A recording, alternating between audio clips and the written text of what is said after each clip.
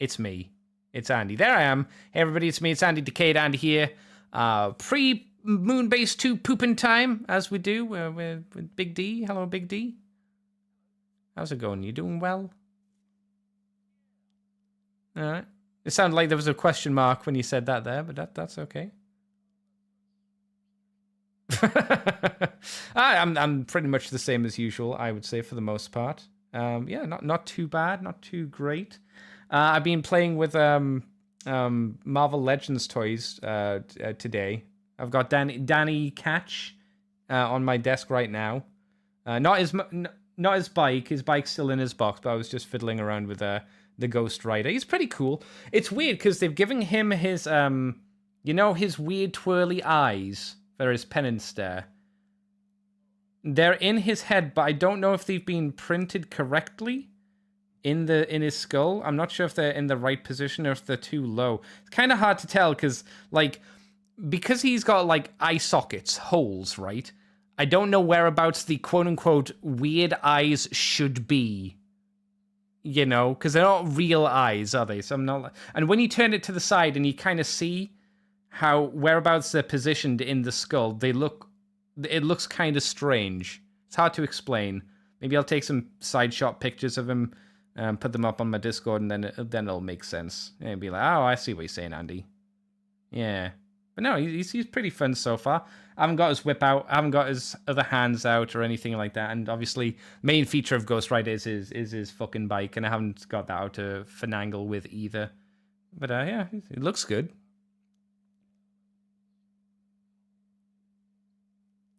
Oh, the HasLab. Yeah, who the fuck wants that? It's like Ghost Rider. Ghost Rider in a car, get fucked.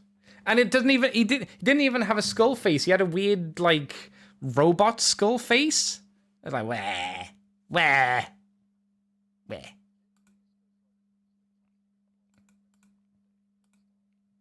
Is that what it was going for? Doesn't look anything like it. I couldn't pull that apart.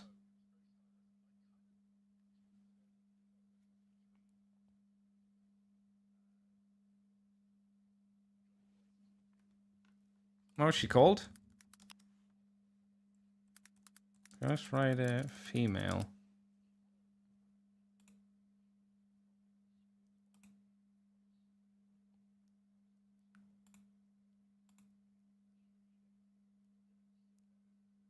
Did she have a big metal arm? Is that who I'm thinking of?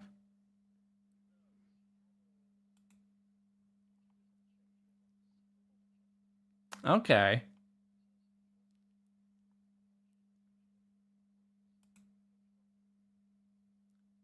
Alejandra Jones?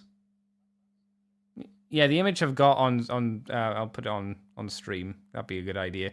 She has a big old metal arm on her. Oh, there's that one. I can't see because of the fucking chat window. Go away, chat window. Oh, it's just not showing. I don't know. It's that one. It's weird. I don't know.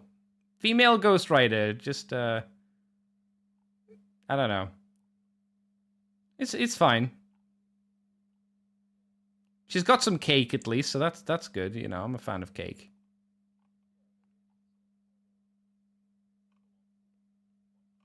Well, I mean, Danny Ketch does as well, so, you know, you can't change that.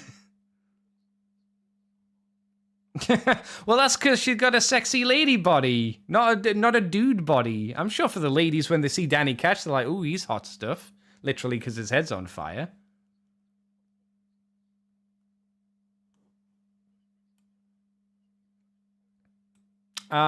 Is it Cosmic Ghost Rider? Is it Future Punisher? Because that's the only other one I know. Oh, the criminal gangster. Oh, okay. I don't know much about the Hood, but I'm aware of him. Oh, he looks pretty cool.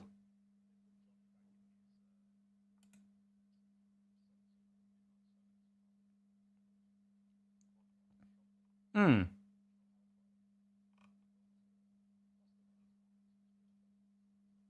Yeah, the hood Ghost Rider looks pretty neat, actually. I like the look. Yeah, he's got the hood, he's got the skull face, but the flames are kind of contained within the hood. Then he's got big old spiky shoulder pads, kind of like Spawn.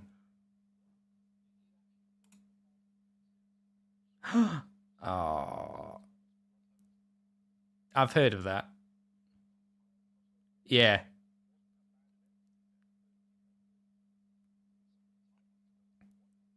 I mean, it's Marvel and a big event, you know. What do you expect? Things to make sense. Get out of here. I really like that the hood's two pistols. He puts them together and it forms a skull. That's really stupid, but it's pretty cool.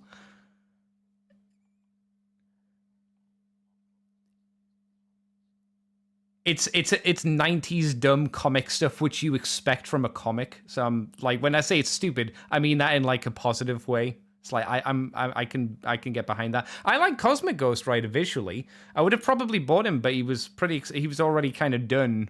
You know, he wasn't around when I was kind of looking at him, and I was like, I'm not paying overpriced for him. I haven't even read the story. I just thought he looked neat.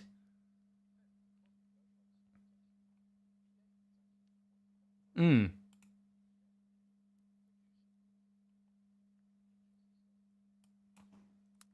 I'm looking at Robbie again, Robbie Reyes, and it's just I just don't like it. He's got a weird tiny mouth.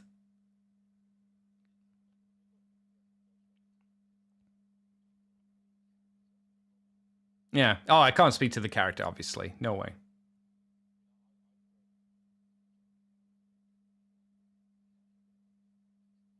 Okay.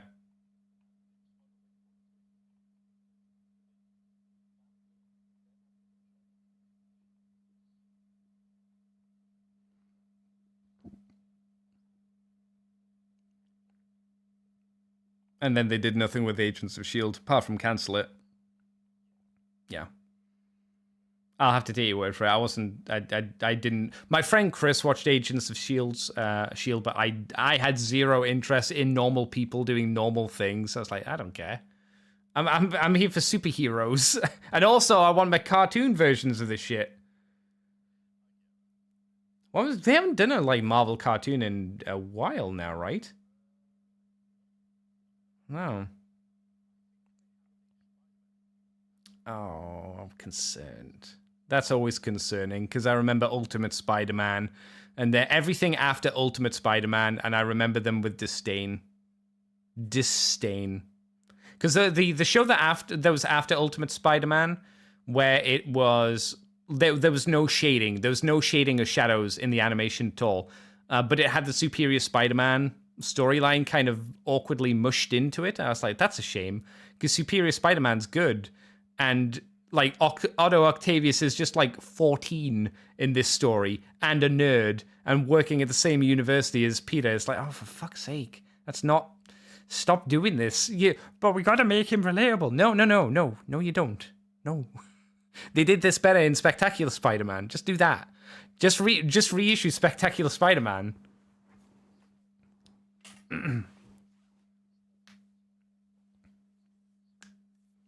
It's because that's the shit that everybody's wanted for decades. Decades. Not us fucking around with like, time to rip Mary Jane and Peter apart again. That's a great idea.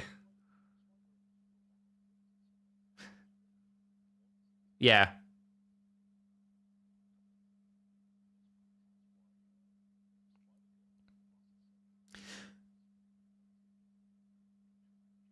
Which is the Spider-Man series where Mary Jane's porking another dude, or was porking another dude at the time? Yeah, I heard everyone fucking hated that because Peter was just getting cooked, and it's like, man, stop.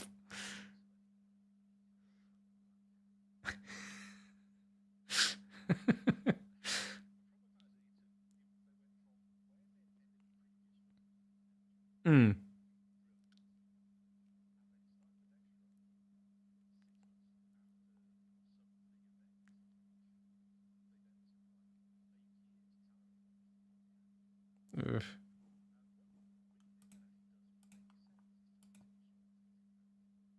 Oh my god. It's jackpot. which is fun. They've done some good books of her and Felicia as a pairing, as a team, both as just as Mary Jane and Black Cat, and now as Jackpot Black Cat. That's been quite good. Yeah.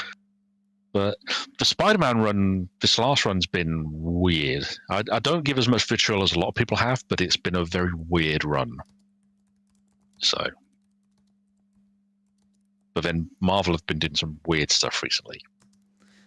So I just found out that the Discord wasn't picking you up. I'm glad I just checked that. No, I've got you now. I've got you now. So people have just been you talking to me and then just been like silence. Yeah, pretty much. Yeah. No one mentioned anything in chat, so I was like, oh, it must be okay. And then I just looked at the sound bar and didn't see anything moving. I was like, Oh no. That's okay. That's fine. That's only going to affect like the people who are like watching the YouTube version. The podcast listeners won't hear this bit. We haven't started the show yet. XLHedge says now XLHedge fucking says something, motherfucker. I keep hearing how good Superior Spider-Man series is, but the prices on graphic novels are ridiculous. Hopefully, I'll get reprinted for cheaper. I mean, there are always ways to read comics. Let's say if you just want to try something, but yeah, I mean, at some point prices will go down. There are ways. Yeah, but prices will always go down. To be fair, yeah, the only time they'll stay high is if it's an omnibus. An omnibus is generally more expensive. They are, but I mean, Superior is available as just one entire omnibus edition anyway. Yeah. If you want to do that, and it is a tremendous run to read. I mean, Dan Slott did get a lot of flack for his run of Spider-Man, but then he spent longer than anyone else writing the character. I think the reason why Dan Slott got a lot of stick as well is because he's a bit of a cunt online. He's one of those people that shouldn't be allowed on Twitter because he just makes everybody hate him. He doesn't suffer fools. There is that. I wouldn't even. I'd say he came across as a fool many times over. It's like if you don't agree with someone politically and you're working in an entertainment industry, don't engage with them. Don't throw your politics out there online because you'll just annoy one side of the audience. You want to keep that shit to yourself, or have a private account where you can talk about that stuff. Fair. I don't think if you're an entertainer, it is a good idea to spout that stuff. Like actors, I don't want to hear actors talk about politics because most of them aren't smart enough to put the shoes on by themselves. I don't really want to hear their political opinions on things. I mean, in fairness, that could describe an awful lot of people, not just actors and people in the entertainment industry. To be fair, there's a difference between they do have large audiences. I do accept, and they're also sitting on massive piles of cash compared to you and I. So when they say, "Oh, we should do something in particular," and it's like, well, but that won't affect you. That'll affect everybody else, who's not a millionaire. Or a superstar or something like that, but it doesn't affect you, so you can say these things. Yeah. Talking down from on high, that kind of stuff, which always annoys me. But we should probably get on and talk about some Transformers. Oh, XLHead just says, I just got here, don't blame me for your tech issues. Yeah, I mean that's fair, but fuck you. We'll blame you, XLHead. We'll blame you. Yeah. You spoke up. Yeah. You've drawn our attention. That's true. You were the first one to say anything, so it's your fault. I saw that whether Streamlabs is lying and saying that there's extra people in both chats on Twitch and YouTube that didn't say anything. They didn't say anything. And thus I don't know who they are that are lurking. Anyway, Transformers, let's... where's my music button? Is that my music button? That looks like my music button. Okay, let's take Ghost Rider off the screen. Don't need that. Yeah, Transformers on. We could just confuse everyone and go into a big comic book chat for the next hour and a half. Well, the problem is I don't know that much about Ghost Rider. I did want a one-off show with Logan Blaze, the Sugar Bear, where we talk about 3 comics from Day of Vengeance? I don't know. I think it was the introduction of Danny Ketch, where he was fighting Blackheart, and it was a crossover with Ghost Rider, Wolverine, and someone else who I can't remember off the top of my head. It was probably either Blade or Punisher. I think Punisher. Yeah, it was that kind of 3-way crossover, and then there was a follow-on story to that, and then there was another story after that as well. And I thought it was pretty decent. I wasn't wowed by it, but it was just 3 issues, and I was like, yeah, they're all right. Yeah. I wouldn't be against reading a Ghost Rider story at some point. A Danny one, because, real Ghost Rider. catch. Right, let's play that music. Okay, here we go. Music time. Welcome to Moonbase 2.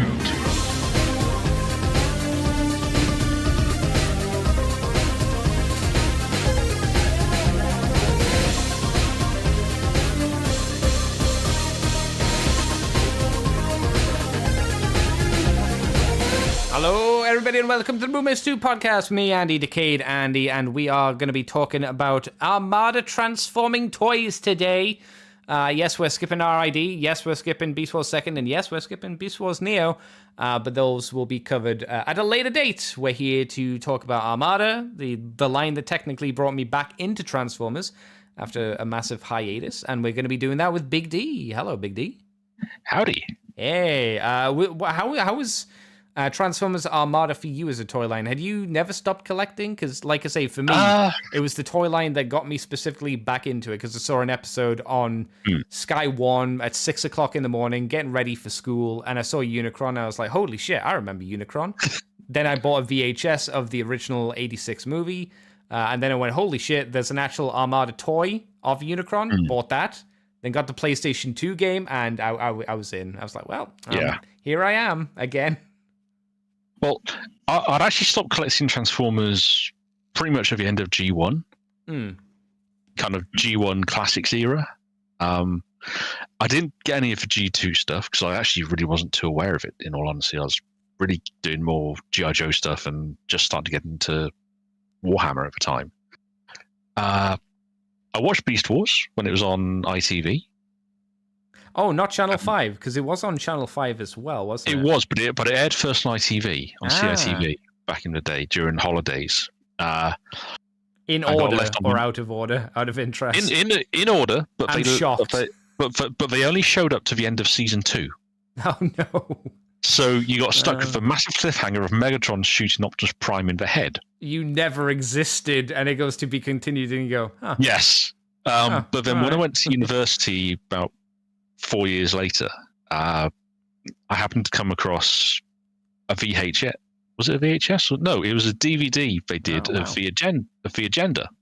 That'd be a pretty new DVD then, because DVDs were just cropping in at that time. Yeah. Well, I got my first DVD player for my 20th birthday.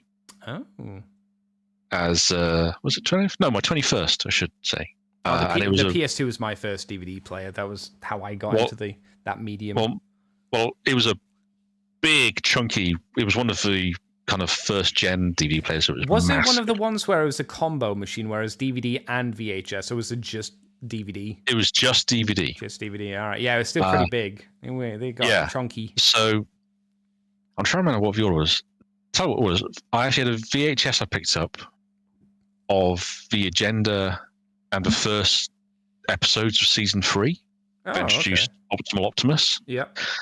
And then I started picking up because they then started releasing the videos of season 3. And back when they did videos of seasons 1 and 2 in quite nice, big, quite cheap boxes you could pick up. And at the time where I was, Beast Wars figures were in a lot of the shops.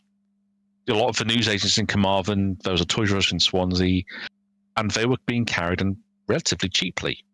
So I picked up a lot of Beast Wars figures at the time, Transmetal onwards, basically, so season 2 onwards stuff. Yeah. And when that line came to an end, I saw some of the RD stuff, picked up the Megatron, because that looked interesting, that figure.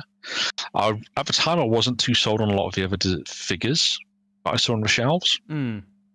I've warmed to a lot of them since then, just because I kind of understand where they came from a bit better now and what the intent was behind them, because there was stuff to, especially some of the Autobots, the Car Brothers didn't trig for me, but I now appreciate them a lot better. I picked up a Fire Convoy later on, but then I saw in an Argos catalogue they're advertising Armada, and I picked up Starscream. I was a bit disappointed compared to the Beast Wars era figures and RID with Megatron, because of how I appreciate gimmicks, but he lacked the articulation side of things. Yeah. But I've picked up more and more of the Armada line over the years. So I have a complete Power Links Prime with Jetfire and Ultra Magnus on one shelf. Oh, okay, yeah. Unicron actually have up in the loft with Primus. Mm-hmm. I've got various Armada figures dotted around, which we'll be talking about. I picked up most of minicons on first release, to be fair. Mm-hmm. I'll be honest, we're not going to be talking about all the minicon teams. We're going to be talking about all of the show minicon teams, because that's cool. Otherwise we'd be here for ages. Here for days. Yeah, because there are a lot of minicon teams. So we'll be talking about the street action team that have gone on screen, then Sky Boom Shield, Requiem Blaster, Star Saber, those ones, the big ones, the important ones. Yeah. Although funny, most of my interaction with the Armada as a story was because we didn't have Sky where I was at university. It wasn't, and we didn't have it at home for years. Because we were in forces accommodation, so we couldn't really get it fitted. The rules about that stuff.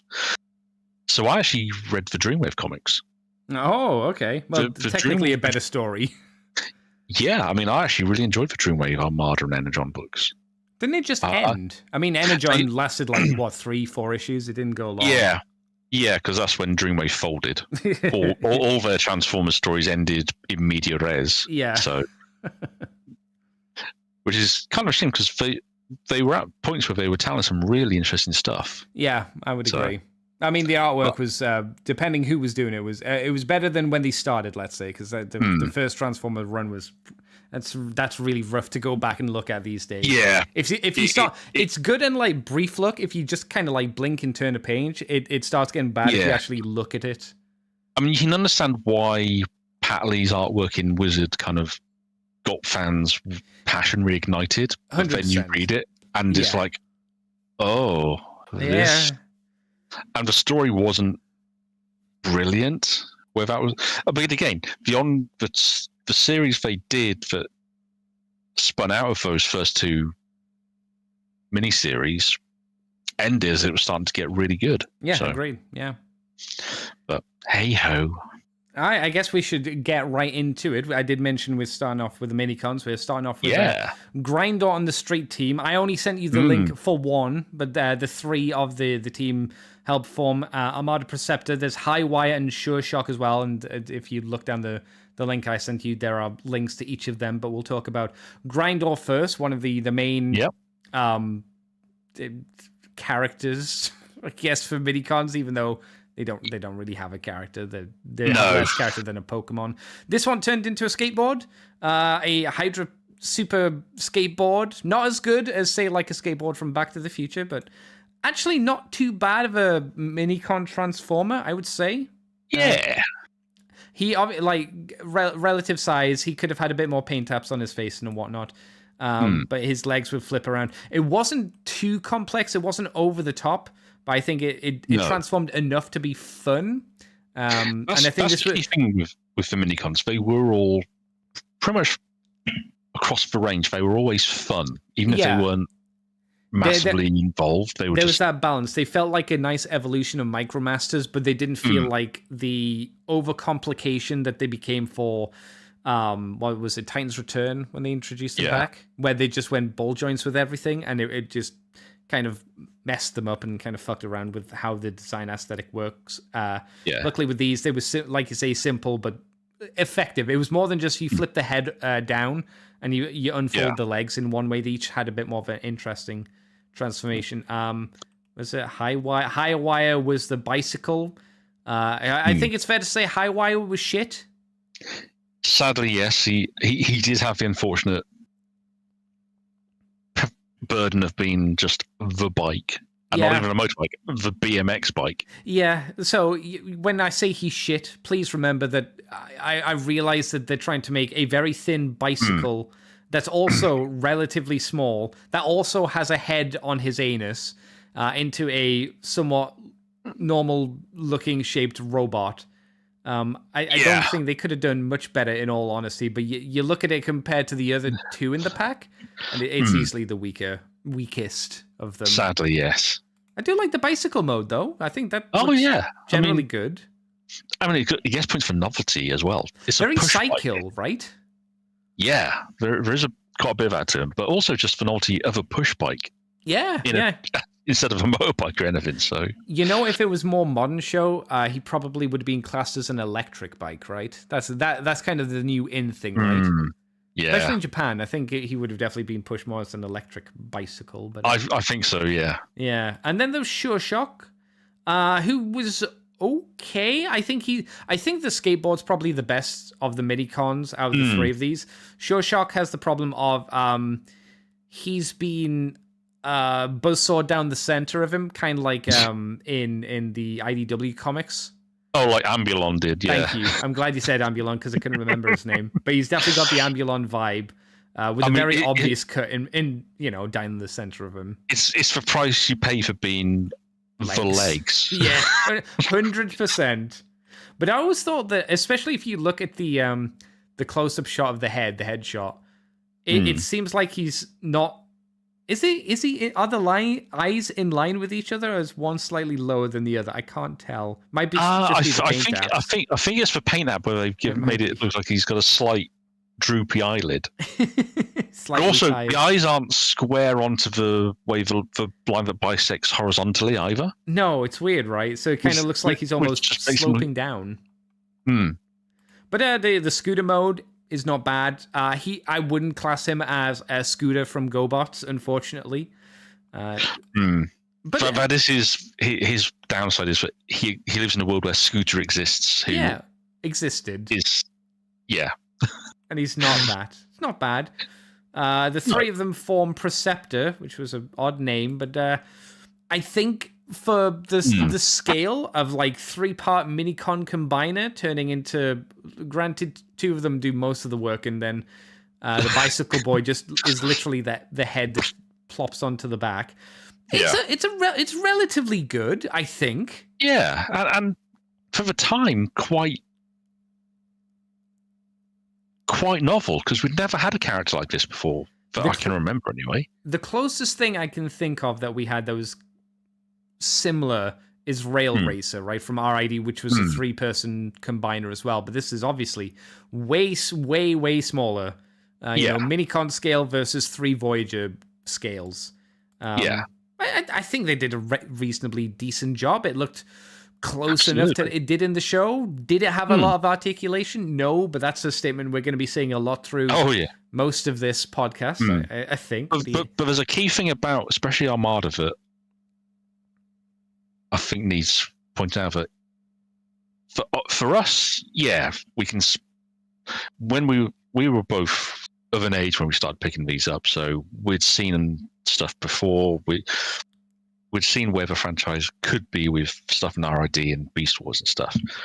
Armada is clearly a line that's aimed much more at a younger market. It was going for that Pokemon, got to catch them all vibe. Oh yeah. And if you don't get that, folks, what were you watching? I mean, there's no way that people don't know what Pokemon are. There ain't no way no one knows what Pokemon is now. But this came out kind of like during the middle of its big boom time. Oh yeah. Where everyone's trying to get a bit of that Pokemon money. And this, probably more than any other part of the Transformers franchise, really leaned into it with the whole got to find the Minicons and use them to power up and build these weapons kind of thing. Yeah. And as a result, more gimmicks and less articulation, but they did do some really interesting stuff with the engineering, which they've come back to over the years to. I mean, without these guys were kind of the pre-concept that made the what was that triple changer in Thrilling 30? I knew you bastard you were going to say that, and I wasn't going to be able to say what he was called. He was the green and black, and he was like a helicopter, a tank, and something else. That thing. Again, I don't think is as successful, sad to say, as this is. No, but it definitely was like a nod to the ideas of this. Yeah. One thing I will say as well about the Armada line in general, which I think did impress me as I was collecting them at the time, and it's going from Beast Wars, which was all relatively big backpacks and all ball joints. A lot of these were quite stable figures. Yes. They couldn't move, but they would stand, and they'd look fairly decent standing.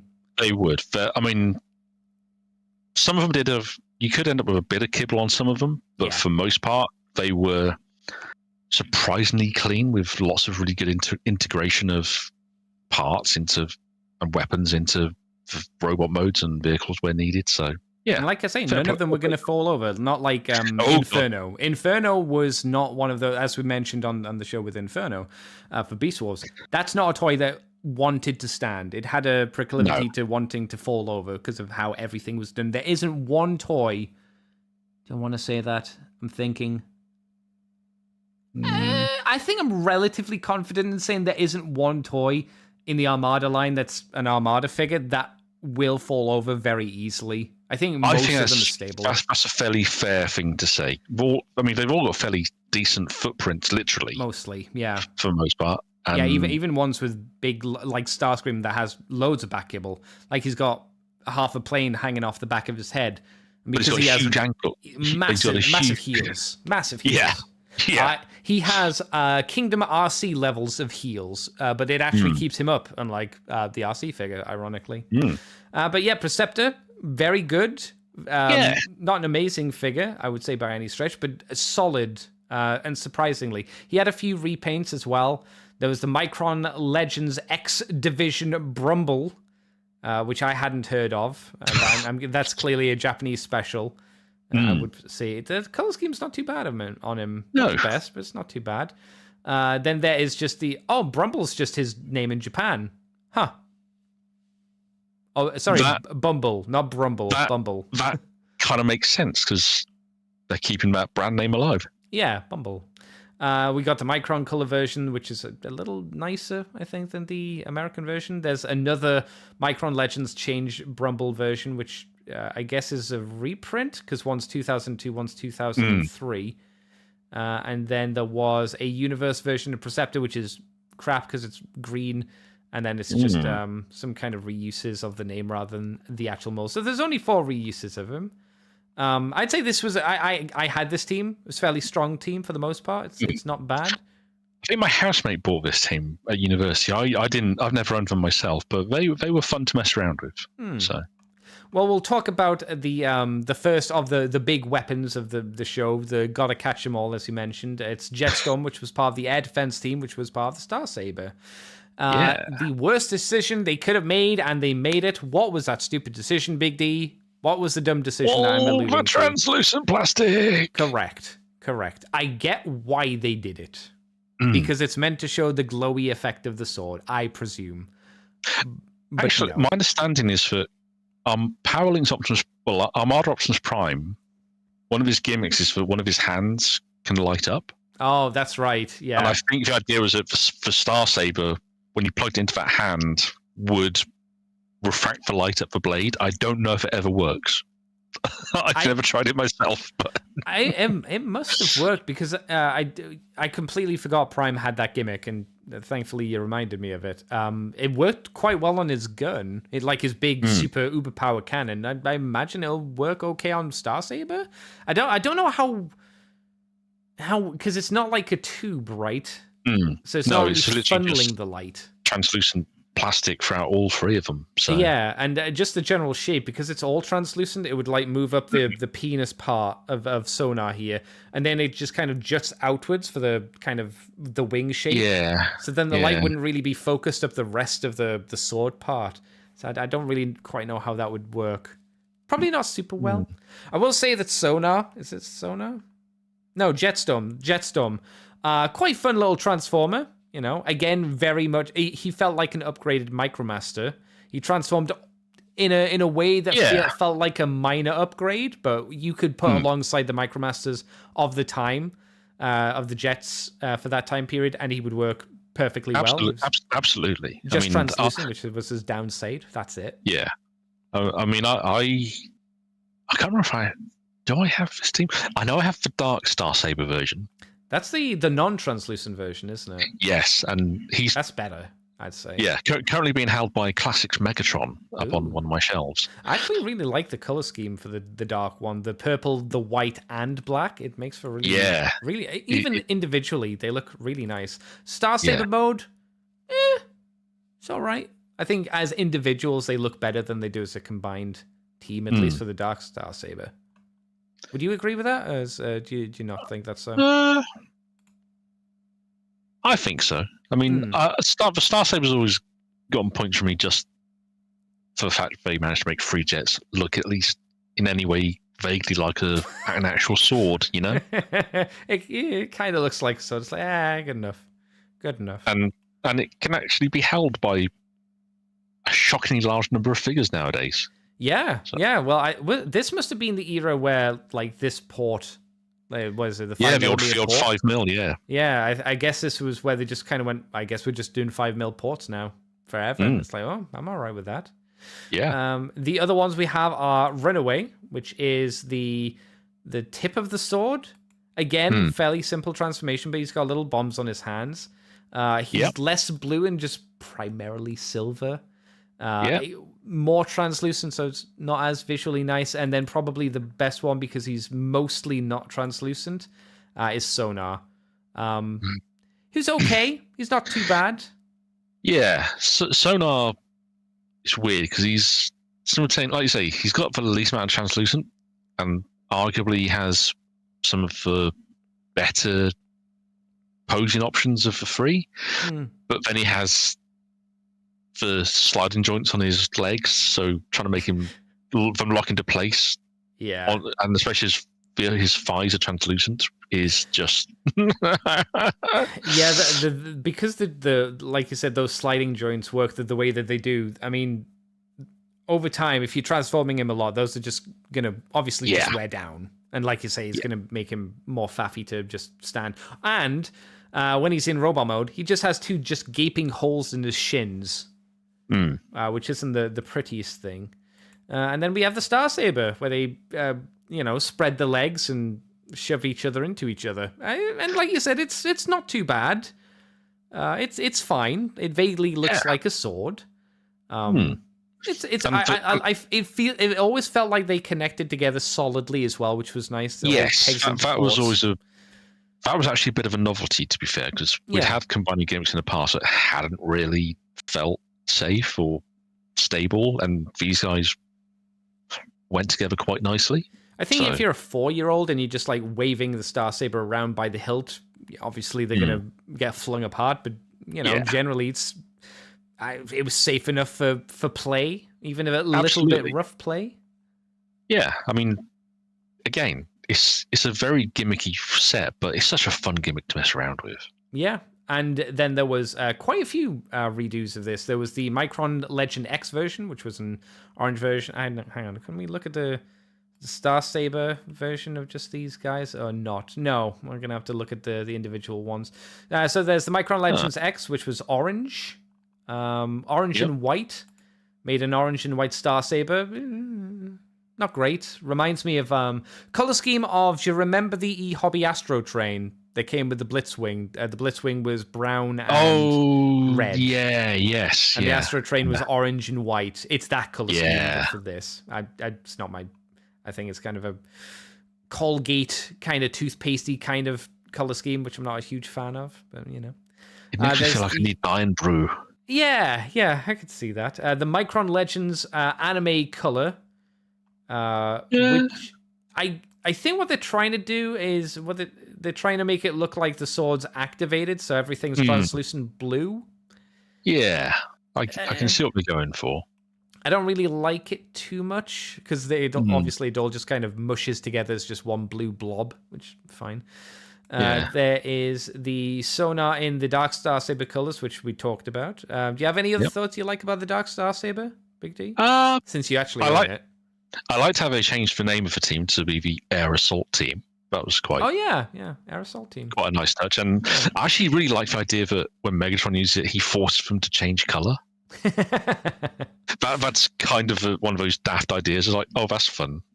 I mean, you could say like he infuses them with dark energon or something silly. Yeah. So, but no, the fact that they're not translucent does a lot, I think, to help. Yeah. I mean, you get that more cohesive look. You got that nice metallic along the edge of Jetstorm as well. Mm-hmm. That makes it look more like he's at an actual blade edge. No, I like the Air Assault color scheme. Then there was another Micron Legends change version, which is a non-translucent version that was only done for Japan. Huh. Oh. They're very, very white. But I think generally, I mean, the stability and safety of them is obviously going to be better in general. What do you think of this version? I actually quite like how that looks. Yeah. That white does a lot to bring all the whole team together. White and blue with a bit of silver. That's. Do you think if they used a slightly darker silver on the top one, I think that would have been better, because I think the silver is too bright to go with the white for it to stand out enough, you know? It's always a tough one with silver on white, yeah, to be fair. It's rough. And especially as you want to try and make it look like it's a sharp edge. I think also, to some extent, the lighting may not be doing it much help, especially against a white background. It was probably like a flash with the camera more than anything else. So yeah, that will have washed it out a little bit. I agree. And then there was a Micron Legends Micron Booster, which I don't know what this is. This just looks like the same. Maybe these came in like blind bags or something. I'm not quite sure. It doesn't really say what the booster versions are, to be honest. But it sounds like a blind bag or a reissue, something to get a set back out at retail. I can't imagine how fucking annoying it would be to try and like get mini cons in. Yeah, can you imagine that? I've got 3 sonars or shuttlers, but I need the rest of the Star Saber team, and I just can't find them. Sounds real fun. I'm trying to imagine getting these all out of a Gashapon. Yeah. Maybe it's not blind bags. Maybe you're right. Maybe it is the Gashapon balls, which effectively is a blind bag. But yeah. I don't know. It's interesting though. Yeah. Next up, we have Astroscope, Payload, and Sky Blast, which is the Requiem Blaster. I had the Requiem Blaster that came with Ultra Magnus. You know, this slightly recolored version. I'm not sure which version I have, to be fair. If you have Ultra Magnus, if you got it complete, then you'll have the version I had. Ultra Magnus I bought. I'm pretty sure I bought Ultra Magnus separately, but I can't swear to that at this point because it was so long ago now. Okay, I mean you can. I didn't buy it new. I know that much. You can see the Energon one. It's like the last one that they did. Energon Astroscope. It's grey mostly. It's kind of boring. Definitely not that one. I definitely have the original version in that case. I recognize that color scheme. The interesting thing about this is they're a space team. We have a satellite, or what is Astroscope? Is he meant to be a space station? I think it's supposed to be a space station, yeah. A very, very, very, very too small space station. Yes. Looks good from what I remember from one angle. Anywhere else, it kind of looks a bit like a mess. Robot mode's fine. A little bit chunky. Yeah. Fine. Nice bit of asymmetry on him, though. I've always liked that about him. He does have a firing missile gimmick, but that's primarily for the Requiem Blaster mode. Payload, which is kind of the boring one of the team. He turns into a launch vehicle. Yeah, a flatbed truck. And he doesn't do a huge amount in the actual transformation side of thing. He looks like your background kind of character robot, more so than anything else. Yeah, always that poor bastard got left behind at base because he transports everyone to the launch pad and has to be the launch pad. The nice thing is he can carry the shuttle on his back. Fun. That's kind of nice, you know. It's the functionality that it's built into him. It's like, that's nice, I suppose. And, I think the best one of them is Sky Blast, the one that they featured the most in the show. I think the best transformer of the 3 of them. Pretty okay shuttle mode. The bits of red kind of show it to be not what it should be. But then a really nice asymmetrical robot mode. He has no hands, so he cannot hold things. But pretty interesting looking little robot at the very least. Like I say, it felt like this was the one where most of the money went in development. Yeah, I mean, like I say, Payload is the most boring of the 3. Yeah. Astroscope is probably the most experimental, and then Sky Blast is most altogether. I would agree with that. And then the Requiem Blaster, which I think is terrible. Yeah. Bless them. you can see what they're trying to do. And again, in its positives, it holds together pretty well. But it just doesn't look very good, I would say. No, this is where the free weapons that you get out of an Armada, this is the weakest by a long stretch. Yeah. To my mind. And it's a shame because the concept is a fun one. The idea of a team that forms one Vekov blaster is kind of cool. And like you say, they do hold together relatively well for what. I mean, my version, I know I've always had problems with Astrolab can droop a little bit, but that's because he's hanging off the front and he's all joints. Yeah. But it probably doesn't help because of how the Armada stuff's designed. No, there's no real ability for someone to hold the front of the gun to support it. No. Whereas with most modern Transformers, you could pose it so that it was actually being held if you wanted to. But points for effort. Negative points for execution. Yeah, points for being or trying something interesting, like you say. I think there's probably a better way to do a 3 robot combining gun thing. Yeah. I think this team works well better as individual robots, as like a set of 3 rather than as a combiner thing. I'd agree with that. Yeah, it's not great. A couple of repaints once again. Dimension X, which seems to be a fucking weird line in general. We have, I don't know, a like jungle camo version, I guess you'd call this. Interesting. It doesn't look too bad. It just doesn't make any sense when you're like, these are space shuttles. Yes. Space vehicles. And you're like, that's odd. Yeah. The one that does make sense is Payload, because he is a brown truck. And it's like, well, that makes sense. You could see that working. Yeah. Everything else is like green with like neon stripes. And you're like, I wonder if they were trying for a bit of a Xeon color scheme from Gundam for these guys, potentially. Maybe. I'm not saying it works, but that's kind of what I'm getting out of it, to be honest. It's an interesting idea. Then there's just the Japanese version, which are slightly different colors, not massively. And then there was the Energon version, which is the one I had. I forgot that the best one was Skyblast, who's a black shuttle, which is pretty nice. And then the other two are just boring gray. So yeah, if you look at the Requiem Blaster for the Energon version, it's crap. Like, it's not even visually interesting like the original version. Ooh. Yeah, lots of grey and black. The orange is a nice touch on Astrolab. That's quite tasty against the dark teal. That's novel.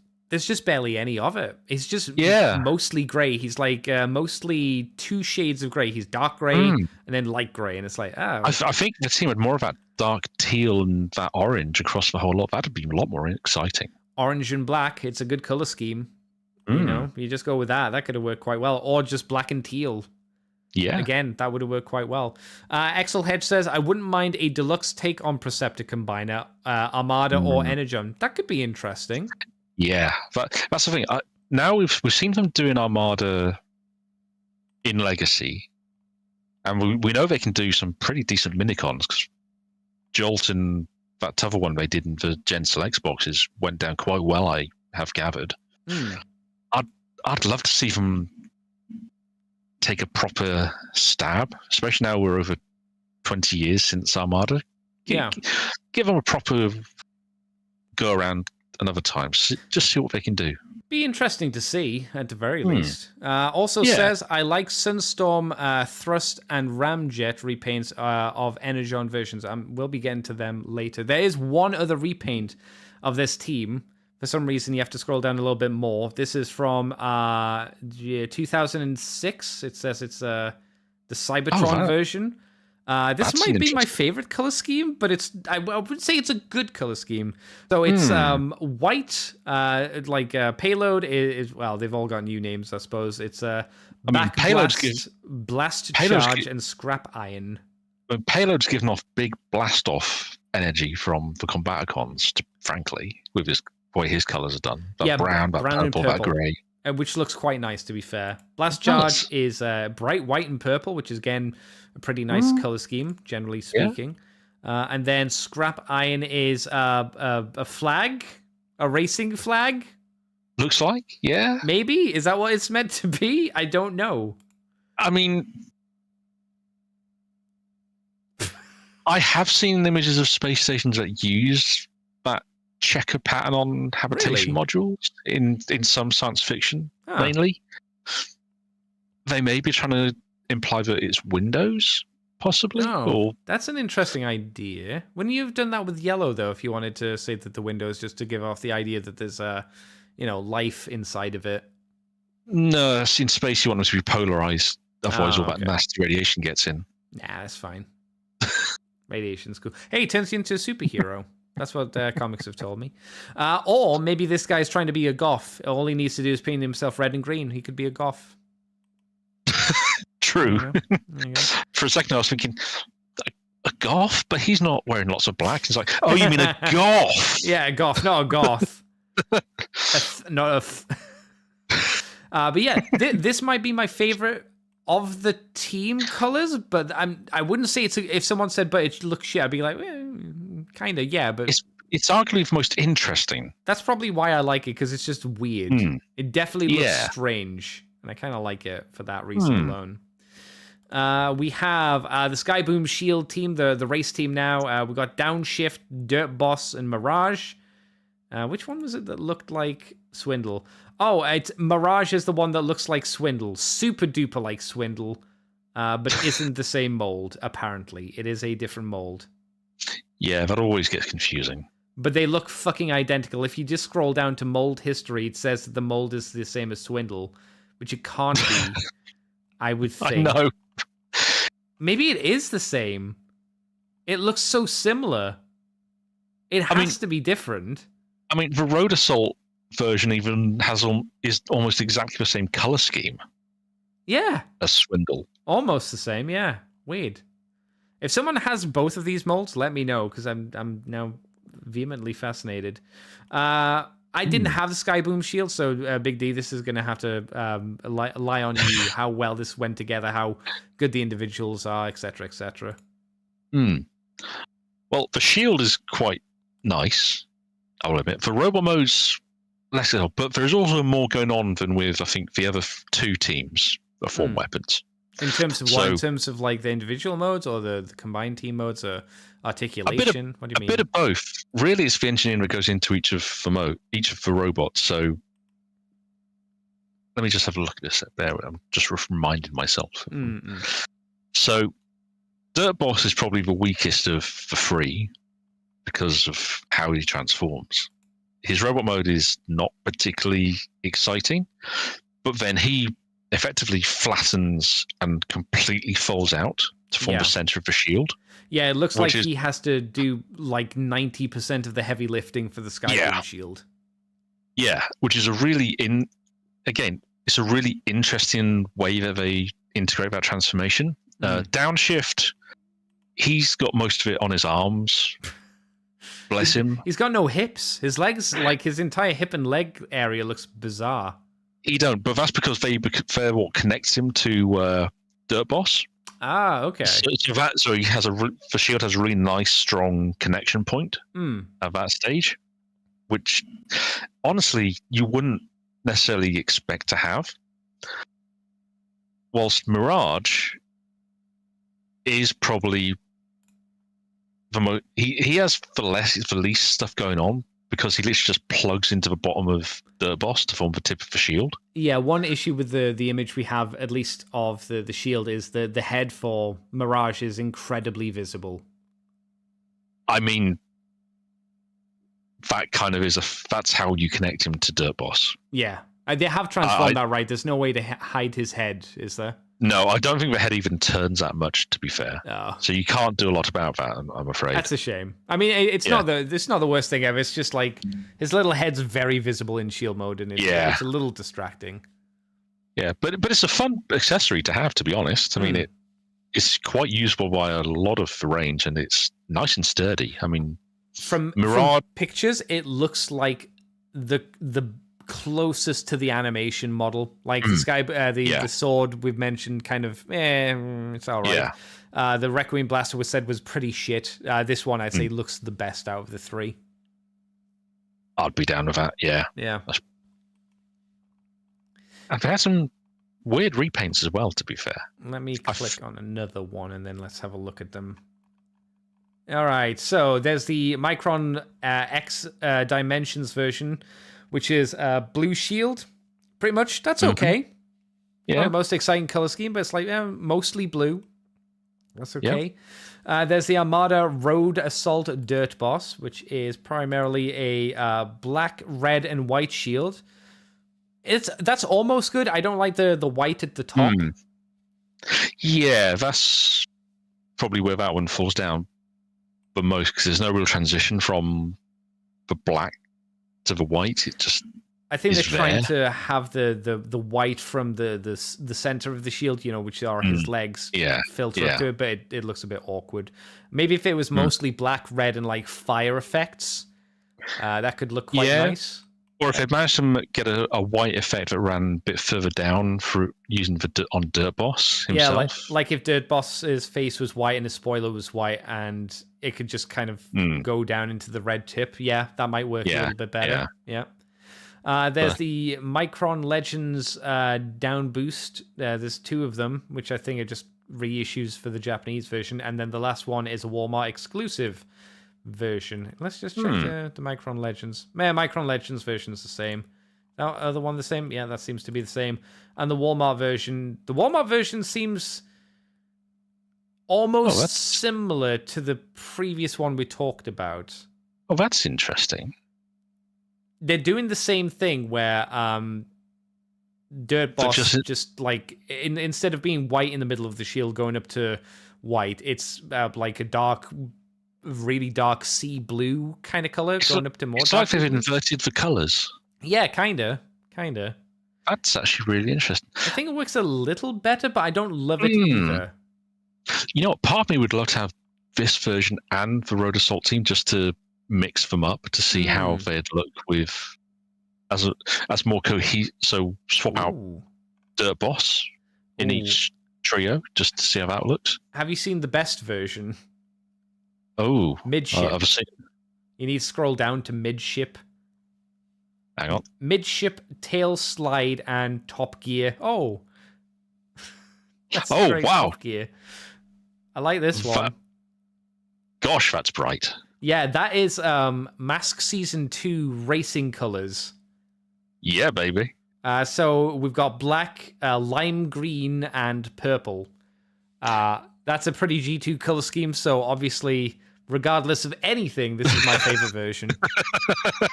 I don't think I've ever seen this, though. This is the first time I've seen this. No, neither have I. That's... Doesn't say anything about it. It just says it's 2003, and it says Micron Legends. So is this Japanese only?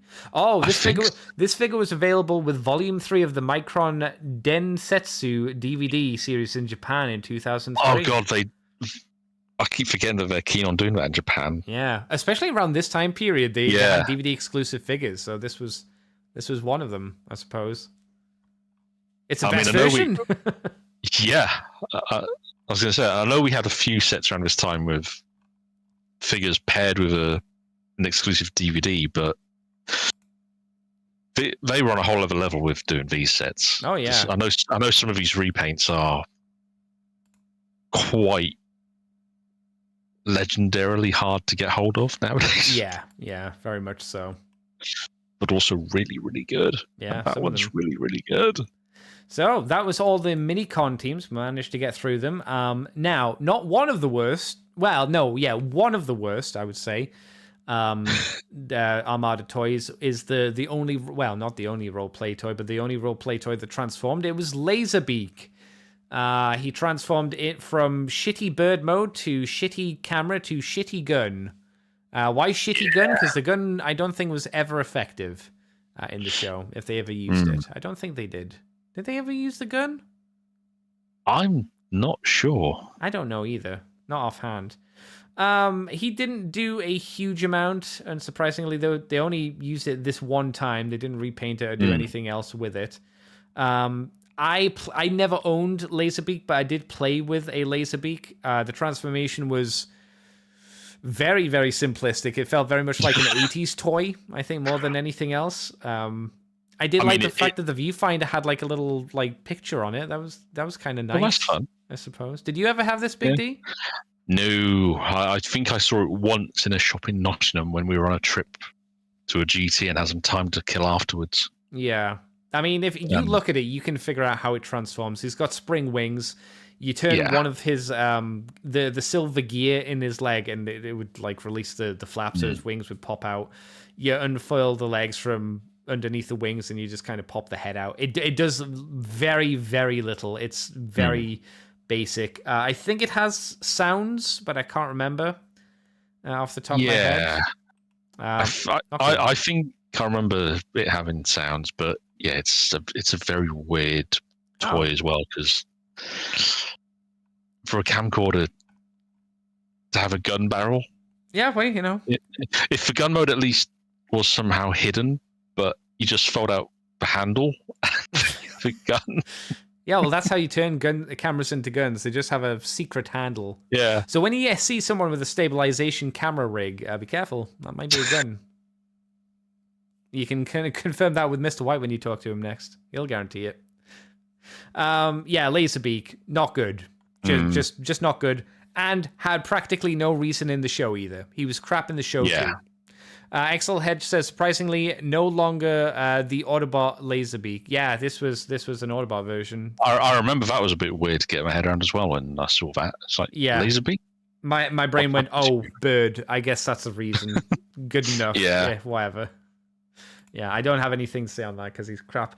So the first of our deluxes, or super cons, as they were called. They all have silly names, so bear with me. We have Smokescreen, who came with... who was his partner? Who was his mini-con? Because he did have a mini-con. Liftor. No? Yes? Yes, Liftor. So we have two things to talk about. So, Smokescreen. A very stylized car hook vehicle, but not hook. Yeah. He always struck me as the most, out of all the Armada toys, his was one I was most trying to get my head around. Of like, what are you? Yeah. Because he's just so weird. It's like if your dad had like a station wagon or like something like that in a state car, and what if we put an industrial like motorized hook on it as well? And it's like, I guess we could do that. It's like, oh, there you go. That's our vehicle mode. He wasn't a bad toy, I would say. My issues with him primarily consisted of you couldn't do shit with his giant hook, and it was always on his. It was almost similar to G2 Megatron, right? But instead of it being a cool gun, it's just a giant hook. And I hadn't realized how big the damn thing is when it extends into attack mode. That's massive. Yeah, this is the Minicon feature where you plug the Minicon onto the yellow port on his back. And you basically push the hook and it massively out forward to flip out a gun barrel that is the same length as the hook's crane. So this was one of the toys where, if you want to say, Andy, you said they were fairly stable. This is the one when you did this specifically where it wasn't stable, because like you said, Big D, it's double the, like in vehicle mode, it's double the length of the vehicle mode. It could do it in vehicle mode. It wouldn't fall over. But in robot mode, no fucking luck. He's going. Yeah, I mean, they've got a picture of him standing up, but I don't know if it's any trickery if he could do that. I can't remember. I don't remember. I want to say they've pulled a trick and they're actually having him lying down on the ground. Or tilting back or something, right? Yeah. Yeah, there's something just kind of weird with it. Some design issues I didn't really like were the tops of his hood, car roof mode, covered his hands completely. So even though he had molded hands, they were completely covered so you couldn't see them in robot mode. You can see them from the side, but if you looked directly forward onto him, completely covered, kind of broke the illusion a little bit. The articulation, not too bad, but a lot of it's kind of G1-y, and a lot of this is kind of stuff we'll, again, kind of reiterate through this line. Some of them have articulation, but it's not useful articulation. Like, he has bendable knees. He has, I think he had a universal joint in his hips. I don't think they were ball joints. It might have been a ball joint, but they wouldn't let you do too much. No thigh swivel, nothing with the feet. And because, again, of the weight of the hook, it would just kind of weigh him down. No waist swivel. Head articulation was connected to the hook, So when you turn the hook round, the head would twist. So if you wanted to turn the head on its own, you'd kind of fight against a ratchet joint.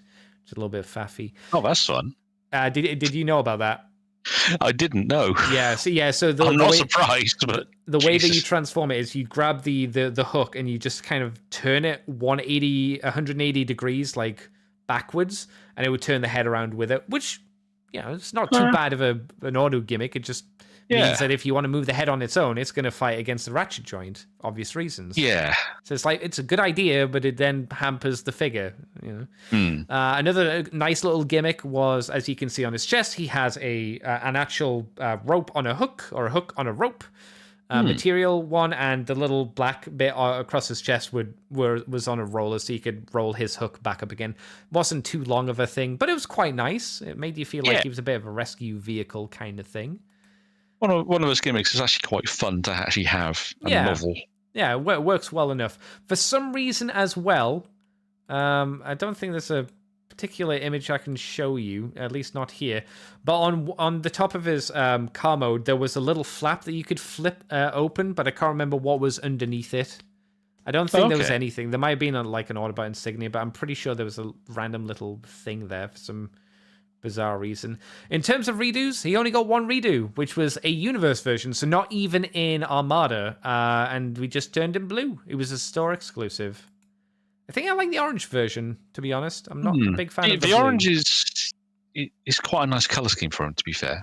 Yeah, orange with a blue face highlight and then gray pants, which is fine. I think it nice and colorful.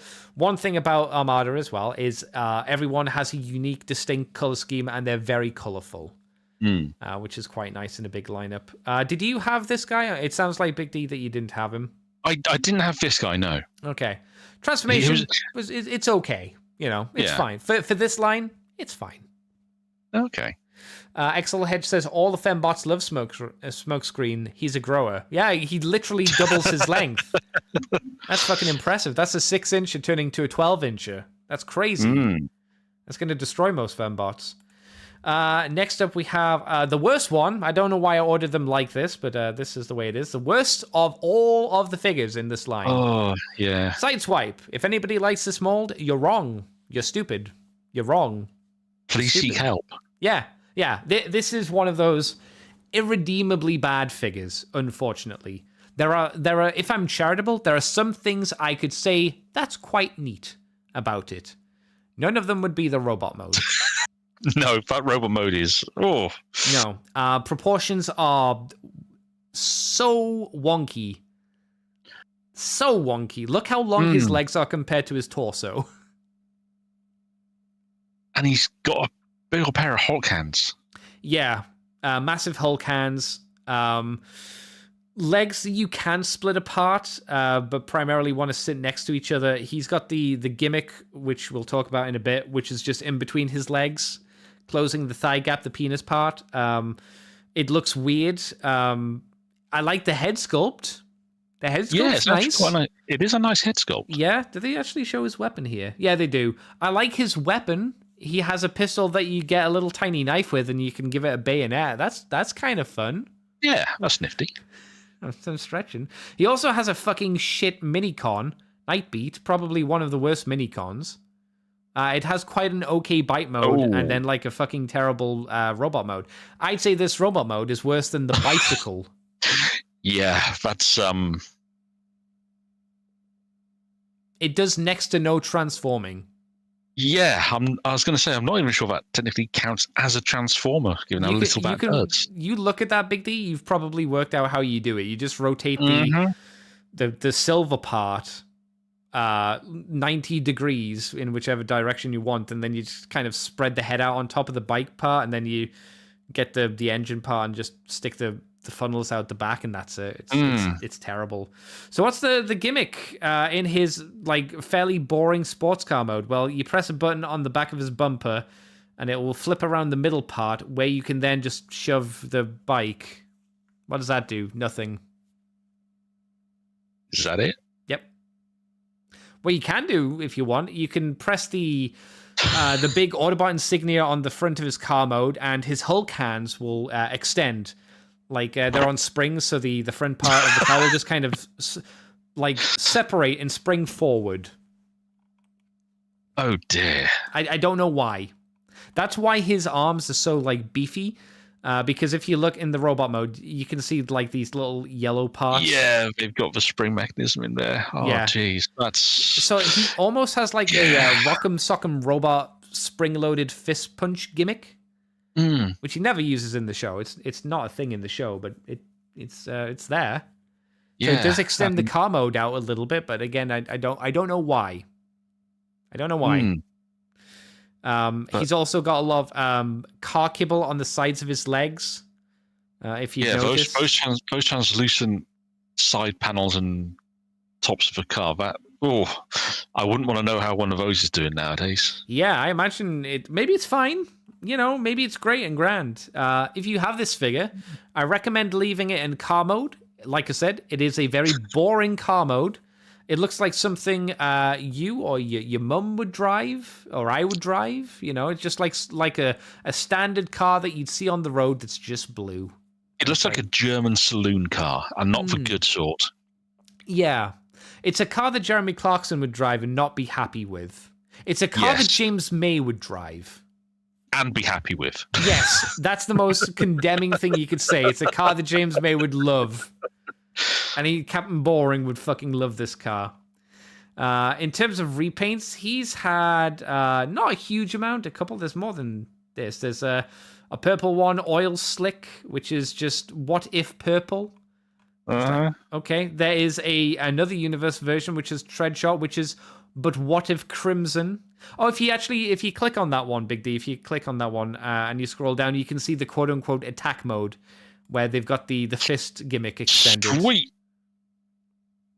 Andy, that's not the bumper. That's the entire front of the car launching forward. Yeah, I didn't explain it enough to the point where it made as much sense as it made more sense that you saying that the bumper's shot forward. That I can understand. Yeah. This makes no freaking sense whatsoever. Yeah, it's the whole front of the car. All of it. That's a terrible attack mode. Yeah, don't ask me how it is a quote-unquote attack mode. If the way that you could kind of save it, if you put in more money and engineering into it, is if from the sides of the engine, right, you got like exhausts coming out, and you didn't say it was attack mode. You said it was like a hot rod. Yeah, a hot rod, speedster, super speed, fast mode. You go, okay, whatever, sure. Yeah, that is not what it does. Maybe it's what it's meant to evoke. It doesn't do it. Literally doesn't do it. It really doesn't. And the last one is there's a Cybertron repaint of Runamuck with a new head for some fucking reason. It's actually a Runamuck head as well. Like, it actually looks like Runamuck's head. Color scheme is really good. And the gimmick on the front has been changed from a button into a Cyber Planet key, which means he has a giant engine coming out the top of him. That actually looks a lot cooler. Yeah. Because what they've done, he doesn't have a minicon on his back. They've given him this weird hot rod engine gun thing, which again is kind of what we were suggesting. It makes it work better. The robot mode, still shit. You still can't save it. But the colours do look nicer. The colours do look nicer. We'll give it that. And I will say, I think this is probably this is not Captain Boring's car. This is Captain Boring's car once... Richard Hammond. Yeah, this is once a hamster and Clarkson have had a go at it. Yeah, this is when they fuck the car up and go, haha, James May, we broke your car, but isn't it cool? Yeah, this is when the following one, James comes down and is unbelievably infuriated. Oh, I can't believe this. Grumble, grumble, grumble. They made it look way cooler. And of course, they'll have superglued the radio shut so he can't turn the damn thing off. Isn't the new Grand Tour coming out, like, reasonably soon? I think it's soon. Yeah, the last one. End of an era. I think the only benefit to it being the last one is we might get more Clarkson's Farm, which I'm okay with.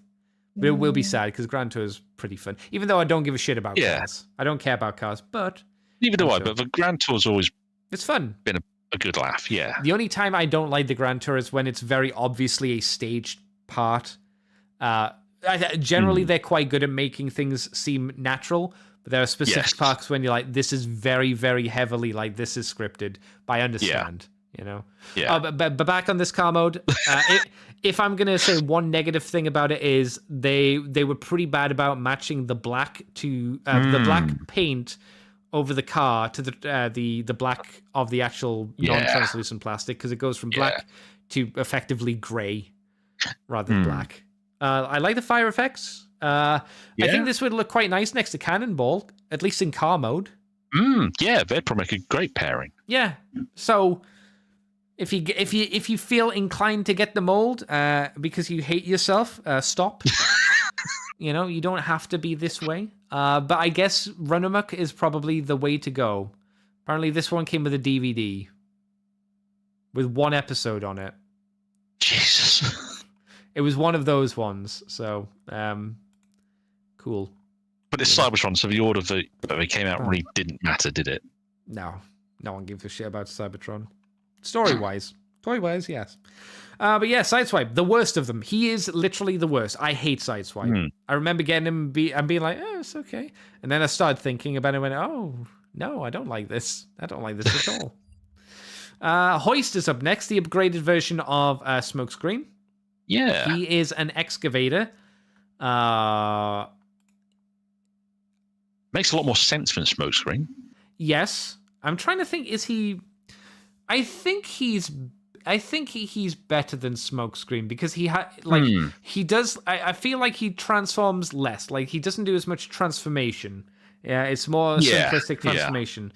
But he doesn't have a giant hook hanging off of his shoulder. But he does have a giant excavator for an arm. The fact that his gimmicks are in both his arms, but they're the entirety of his arms, means that they're a lot more. They make much more sense in terms of how they've been integrated into both modes. I've actually got him in one of the repaints I picked up a few years ago as a couple of job lots somehow. Oh, which repaint do you have? Yeah, the yellow version or the purple version? Is the purple version as Ransack? Ah, okay. Yeah. Never. Not too bad. Just random orange, purple, and grey. It's mostly the same color scheme, apart from they've changed the white to purple, which is weird that they. Yeah. Oh no, they've got like baby blue in there as well for some reason as well. It's okay. But it's a nice alt mode. It's a nice robot mode. I don't know about the alt mode, and I say that purely because he has effectively his fists sticking out the back of his mode. They're just giant cubes. All right, that's not unfair. I mean, that's one of the limitations of time. It'd have been nice if there'd been like a way to compress those in, but you're never going to get that at this point, unfortunately. And at least they made it symmetrical, because one of them is his hand and the other is just a thing to match up to allow you to do the gimmick, which I don't think I ever needed the Minicon to do the gimmick. Because you meant to put the Minicon on, and then it's meant to activate the push forward gimmick, right? But I never did that. Yeah, I think it's one of those rare ones where the gimmick is pretty much you can do what you like with it. To be fair, I mean, it just means the arm like bends forward. Yeah, it's fine. It's not. It's more interesting than my bottom has a flap that spins around that you put a Minicon on and it doesn't do anything. And I've got giant fists in the front of my car mode. It's still not great, but it's okay. Transformation's pretty basic, even for this kind of line. And in fairness, he doesn't have much in the legs in terms of. I think they can move outwards, but there's not really much in the way of knees or anything. Yeah, which that's what you expected at this point. But Minicon's crap, though. I don't like his Minicon. What was his Minicon? I'm trying to remember what his Minicon was. Little orange. I don't know what it was for you, but it was a little orange dude. Had like a shrapnel kind of look because he had like pinches on the top of his. Oh yeah, I don't think I've actually got this guy. Didn't come with either of the versions I picked up. Oddly enough, he's got GoBot hands, aka he has crab hands, the clamps from the Futurama robot dude. He's got them. Oh yeah. This one, that Minicon's pretty crappy. And it didn't even work very well, as we mentioned, so... Repaint-wise, as you mentioned, Big D, we had purple version, we have anime accurate version, we have long rack version, which does have a new head from Cybertron. Yeah. And I think maybe an okay color scheme, like yellow and gray, Erector colors, effectively. It's like, that works. Yeah, okay. I mean... trying to get that giraffe look into. At least they didn't try and give him spots, so small mercies. But it's actually a nice look for a construction vehicle. He does have stripes on the side of his arms, though, which is interesting. Oh, he does, yeah. I think they're trying to do hazard stripes. I don't think it really works because it just seems like they're randomly like plopped on the side of the arm. Yeah. I don't know why. Yeah. They also, for some reason, resculpted the giant square for the plunger gimmick into... What would you call that? I don't know what that is. A hammer? It's not a claw. Maybe. I don't know. I'll be honest. I'm like looking at it. They might have intended it to be like a counterweight. You think? Maybe. I'm really not sure. And they've got the Cyberplanet key just on the side of the arm. I have a feeling it's just a slot. I have a feeling it doesn't do anything because I don't think they would have changed the internal mechanism of the arm, but it's there. This one apparently also came with a DVD. Cool. Yeah. I guess. And then the last version of this mold that was used was 2006 for BotCon, where they resculpted the head and they made this into Dinobot. Cybertron Dinobot, which is it's okay. Yeah, I mean, for the molds they had to work with at the time, this probably I'd say probably the best option they had. Yeah, you can kind of see the logic behind it. I guess they saw like his tail weapon and they went, well, he obviously doesn't have a tail, so what can we do with it? I guess the excavator arm is kind of like a tail, ? Oddly enough, this is the Cybertron version, so it's got the long rack, new remolded square on the top, and the Cyberplanet key as well. So if you wanted to be pedantic, you could say, well, this isn't smokescreen, it's actually long rack, and technically we would be right. Yeah. I do like the fact the Cyberplanet key is the golden disc as well, if you notice. Yeah, that set was a lot of fun for how they did those things. Yeah. It's one of those BotCon. It's probably the only BotCon set I'd ever really like to pick up if I had the chance. Oh, that's the wrong choice. The right choice is the one I got, the animated one, the Stunticon job.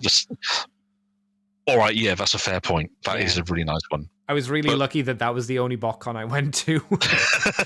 Like the best set. It's like, oh man. Yeah. All right. Yeah. I mean, for my attachment to Beast Wars, this would probably be the one I'd pick up if I had an option, but I can see that. Yeah. Never gonna happen because it's stupidly expensive nowadays. Yeah, as things BotCon's done, so they get rarer and rarer now. We have the Deluxe Optimus Prime next, which is actually pretty decent Optimus Prime. Yeah. He comes with a interesting mini-con Overrun, which is a jet that turns into a gun. Pretty well, actually. The gun's not too bad of a mode. The robot mode's it's fine. I mean, it's more of a robot than a lot of minicons end up with. Let's be honest. Yeah, and the jet mode's fine. The jet mode kind of reminds me of the planes that have no like motors and just kind of like glide through the air. Those planes, whatever they're called. That's what it reminds me of. And for Deluxe Optimus Prime, that is just Optimus Prime. It's one of the more articulated figures, from what I remember. Yeah, this one's whole gimmick was that it was super articulated, especially compared to everything else. And especially compared to the version that came with the Super Optimus Prime mode. Yeah, I can't remember what they call it. It's a Gigacon or something silly. Yeah, we'll talk about one later. Yeah, what compromise that, but this one was just a joy to mess around with and pose because. What was his minicon gimmick? Because he has a peg on his back and a little lever where you swipe it up and down. He has like a power punch. Oh yeah, punching action feature. So maybe that's that'll be there for the kids because punching action gimmicks are usually not very. But as a novelty, it's a punching feature that doesn't really interfere that much with posability. No, that's true. Yeah, that's something. Which was always quite nice. You didn't feel like you were pushing against it and. Getting odd clicks and going, oh God, what was that click? What have I done? It's not Smokescreen's head, basically. A nice thing about this one as well, he doesn't have translucent smokestacks. They're opaque. The Super one has translucent ones, so as you mentioned, he could do the gun gimmick as well. This one is just a fun figure to mess around with. He got redone as well, I think, a few times. Let's scroll down. Yeah, he got redone into Nemesis Prime. So if you didn't want the Optimus Prime version, you could just get the Nemesis version, or you could get the Micron Legends version, which was Scourge, which, two different color schemes, but they're both black. Then there was the Battle in Box. Is that what it's called? Battle in a Box Ultra Magnus. So this was around the start of just repaint Prime into white. Yep. Nicely done, I suppose, but it is white. We have a Cybertron version, which doesn't look like Cybertron Prime, but it's not too bad. What do you think of it? The black actually works. So I've seen some people recently knocking where black's been used, but this one actually on a Prime, but this one actually seems to be a decent use of it. So again, this was the era when they started getting repaints of Optimus Prime and doing them just black instead of blue, which I guess they're trying to, is that maybe a nod back to G2, I suppose? I think it might have been, I think that's what they were aiming for, but they never really went all in on it. I like that Sam's Club version of a Battle for the Cyber Planet key. There's a lot. Yeah, are they trying to do G1 here? What are they trying to do? Well, for robot mode, looks like the colors seem a lot more G1 in their layout. Yeah, obviously as best they can. We realize people that he doesn't have a boob window, but they're trying to. They've got bits of blue on the side of his grill, so I guess they're still trying to emulate it to a point. And the way they painted his forearms is, instead of just leaving them blue, is quite nice. Yeah, that's the bit that really stands out most to me. To be fair, for blue with those silver bands, that's very G1 Prime.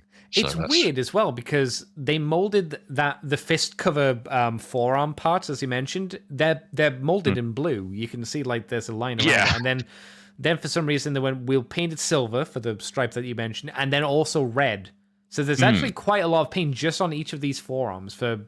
Yeah. I mean, no reason. You could have just, depending on how the sprues were, I suppose. Maybe there wasn't a way to make these just red. But it's weird to see. But it's nice that they put that much effort into it, Yeah, for a Sam's Club version, whatever Sam's Club means. I don't know what that means. It's I'm guessing you don't. Of some sort. Probably. I'm guessing it's American. Anyone in America, please tell us. We don't know. Yeah, it's not Ollie's a TK Maxx or anything like that. But it'll be something. There'll be something. So yeah, pretty decent Optimus Prime. The most articulated one, can do a lot of things. Pretty solid. A good one. Fair, it was the most articulated Prime for a while. Yeah, to be fair. I think even Classics wasn't quite as articulated as this guy. This guy's got he's got ball joints. Yeah, because he's got ball joints in his ankle, so he's got a little ankle tilt. Not a lot, but a little. Yeah. Did he? Does he have thigh swivels? I've already got off the thing.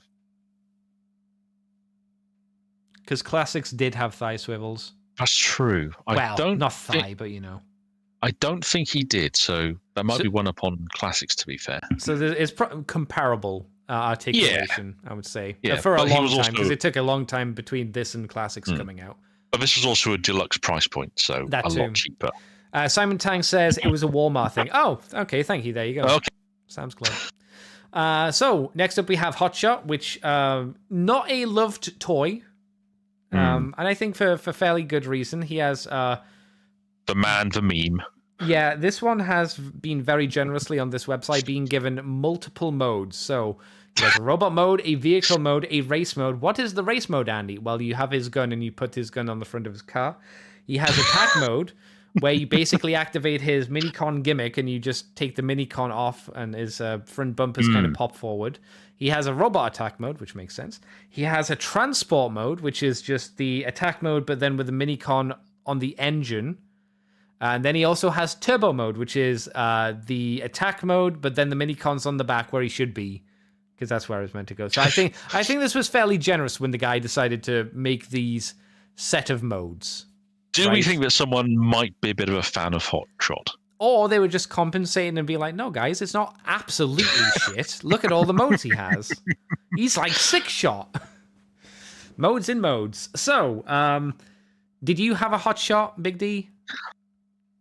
I didn't. I'm trying to remember if I ever picked one up on the aftermarket. To be fair, I know had I the have Power Links version, the red one. I don't think I had the yellow one, but I know I have the Universe and the Universe one. Ugh. and the War for Cybertron. Legacy? Yeah, Legacy version. I was like, War for Cybertron? You what now? Yeah. My brain was doing a blank for a second. I was like, what? Legacy? So this one's kind of interesting. He doesn't again do a huge amount. He feels quite flat, is what I'd say. Feels like he's been ran over, just because of how his torso and his head are kind of one piece. They kind of mush into each other. His gimmick, I don't think his gimmick is too bad. Like plugging, you get the face visor coming down, then you get the back wheels coming up over the back of his head and turning into a gun. That's quite nice. He's nice, bright, and colorful. That's quite nice as well. I think the main issue with him is his arms are just fucking awful. Even for this line, they're not on ball joints; they're on swivel joints, and they only kind of swivel outwards. So you can get him to do a T pose, and that's about it. They don't move forward, they don't move back, they just move to the sides. It does have elbow joints, so he can bend his arms, thankfully. But he's just not a very handsome toy. No. And it's kind of a shame because he was the B stand-in for... Wasn't he meant to be Bumblebee at one point in the script, and then they changed it? Oh, that's the rumor? I think he was, and the trademark had expired, and we couldn't get it back, I think. Yeah. Oh, when's that ever happened with Transformers? Oh, I know. Oh. Yeah, he's not great. What do you think of his Minicon gimmick and his vehicle Minicon gimmick? Because the vehicle Minicon gimmick's a bit weird. I mean, the vehicle Minicon gimmick having Jolt connect to the back to form a turbo fun. That's fun. That makes sense. I can buy that. Yeah. Yeah. Does Jolt activate the attack mode for the car, opening those pincers in the front? I can never remember. It's either he does, or it's you pushing the gun engine into the engine slot. Does it? It's one of the two. I'll be honest, I can't remember which it is. Yeah, because he's certainly got a port on the gun to be slammed. No, that's right. The gun does it. You don't need to worry about putting Jolt on there. So, I mean, I actually don't mind that gimmick of him having those jaws open up on the front. That's kind of what I thought Sideswipe did, to be fair. The thing that would have made more sense, you mean? Yeah, I think I was getting myself confused between the two. But, I mean, he's got some fun gimmicks in there. He's not, like you say, he's a bit meh. The attack mode for the robot is nice that it's fair. It's actually one of those things I've had until you deploy it, it is hidden from the front completely. Yeah. That's quite nice. I like he actually has a separate gun he can carry. Yeah. Which is not a guarantee at this point in things. The arms are a disappointment, but again, that's probably the biggest criticism of the Armada line is the articulation, to be fair. I think the biggest criticism for Hotshot has to be he has no real head, right? Because it's just kind of molded in between his shoulders, and that's generally not fun. You want your toy to have like at least a posable head because it lets them have some character to them. Yes. Is it maligned more than it should be? I mean, this is better than Skids, so that's something. Or Sideburn, whatever is shitty. Yeah. It's better than that. I would say, I think most scorn comes from the fact that he is the character that was probably most people's introduction to Armada. Maybe. Effectively. I could see that. As the guy who was supposed to be Bumblebee, so was kind of like that bridge character with the human supporting cast. It's unfortunate. Yeah. Not being the best figure in the line probably led to more people having it and going, ugh. I could see that. Potentially, at least. In terms of repaints, he hasn't really had a lot. He got the Micron Legend version, then the Power Links Hotshot version, which was the one I had, which visually, color-wise, is not bad. You changed it to red and gave it fire stripes. It didn't save the mold, but it's nice that when you transform him, like more yellow appears on his chest. It's all right. That's cool. And then there's just the Japanese version of it as well. That's it. I thought they would have actually used the molds a few other times, but they never did. That was it. Kind of a shock. I guess maybe no one else liked it either. I don't know. Now, I think this is interesting because like we go from Hotshot to Blur. Blur is not an amazing figure, but he does feel better than Hotshot. It felt like he did more, and he also had a cooler look. But he does have a lot of back kibble. That's the problem with Blur. Yeah. He has his entire car kind of hanging off the back of him. The only part of the car that doesn't hang off the back of him are his shoulders. That's pretty much it. Yeah. I mean, it's a nice looking car mode. Yeah, the car mode's great. I don't know what you call it. It's some kind of sports car, I guess. It's basically a hypercar, like a Bugatti Veyron on serious steroids. I'll take your word for it. This one actually has like a fairly decent, cool-ish minicon gimmick vehicle mode. The side parts kind of flap down, gives me a lot of Mask vibes. You know, it's nice that the internals of the wings show like some what do you call them? Not engines. Oh, intakes. Intakes, thank you. Yeah, it's got some intakes as well. And it's an interesting way to, because this is necessary to do for part of the transformation and to actually get access to his guns, which is, again, kind of cool. My issue with maybe his vehicle mode is his fingers are painted blue. So in vehicle mode, they are very obviously fingers on the Phoenix car mode. His minicon's fun. The minicon is good. Yeah, I do like that one as well. It's not the prettiest in terms of color scheme, but in terms of like how it transforms, it's really satisfying to have the front of the F1 car kind of flip down and almost become like a. Yeah, I pretended it was a gun. It wasn't a cool looking gun, but had a nice fluid motion. Knife thing. Yeah, sword. It's different. It's novel. Yeah, I dig it. Yeah, like I say, the only issue is like color scheme's a bit dull for him, to be honest. But it matches well with Blur. You can say that. It does. And Blur suffers from like pretty much non-existent articulation. He has hip articulation, but he can't move them forward or back. They can only go out to the side. He has thigh swivels, and then he has like a double elbow bend. I don't think he has a shoulder swivel, but I can't remember. Maybe no. Does he? Chat, does he have a shoulder swivel? I don't know. I don't think he does. I don't think he does. But if someone in chat says he does, I'll believe him. And unlike Hotshot, because he looks great though. Yeah, unlike Hotshot, he has a movable head, and the head design I always thought was neat. It's a sports car helmet or like a motorbike helmet, but then with like exhausts on the side of the mouthpieces, which is pretty cool. I'm getting G1 Wheeljack vibes out of it. To be fair, real Wheeljack vibes from those side pieces. You could imagine those lighting up. Same family, not Wheeljack exactly, but like a similar creator of Wheeljack would have made a guy that would look like this as well. I would agree there. Now, in terms of redos, we have the Micron Legends, which is just similarish colors. We have the Universe Swerve version, which same head, but what if red? It's not bad, actually. No, that's actually quite nice. So it maybe could do with something a little bit more to break it up. Yeah. A little too intensive with it just being red, but that'd be Swerve. We have a Blur redo for Cybertron with a new head. I guess my only criticism would be, one, I think the head looks maybe a little too big. Yes, yeah. And two, although the color scheme is pretty nice, I think because like Blur is so blue, having another blue robot out of him, even though it's his namesake, just feels kind of weird, you know? Yeah. But I do like how they've remolded bits of the car mode at the back to switch over to a cyber key gimmick instead, so it's more of there's more of a turbine assembly to slot the key in. That's look quite nice. A little awkward because I don't know, is that pegged in or glued on?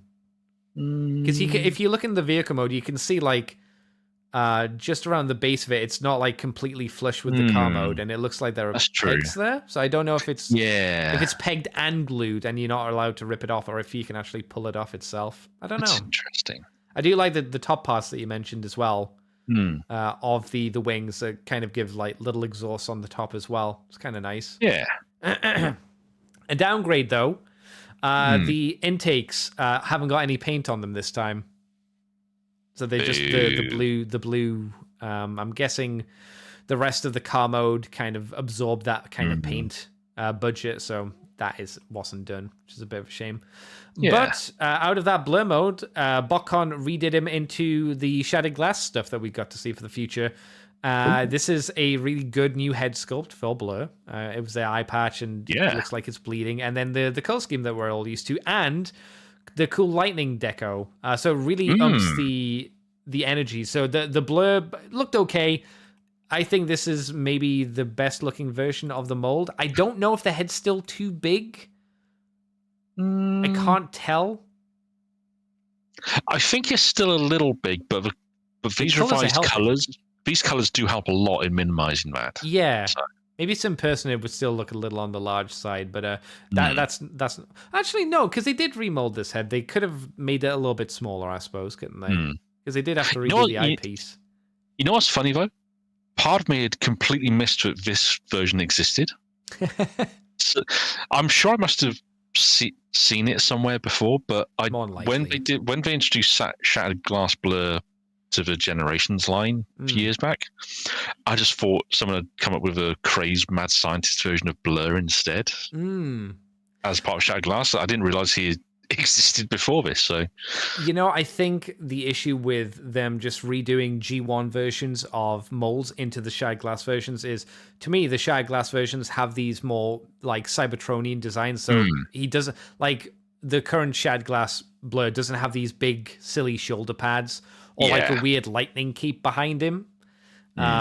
Same for the Bumblebee. The Bumblebee for the original Shattered Glass version is way better. Way, way, way, way better. Way better. That was Cybertron Hotshot, wasn't it? It was. They looked really good.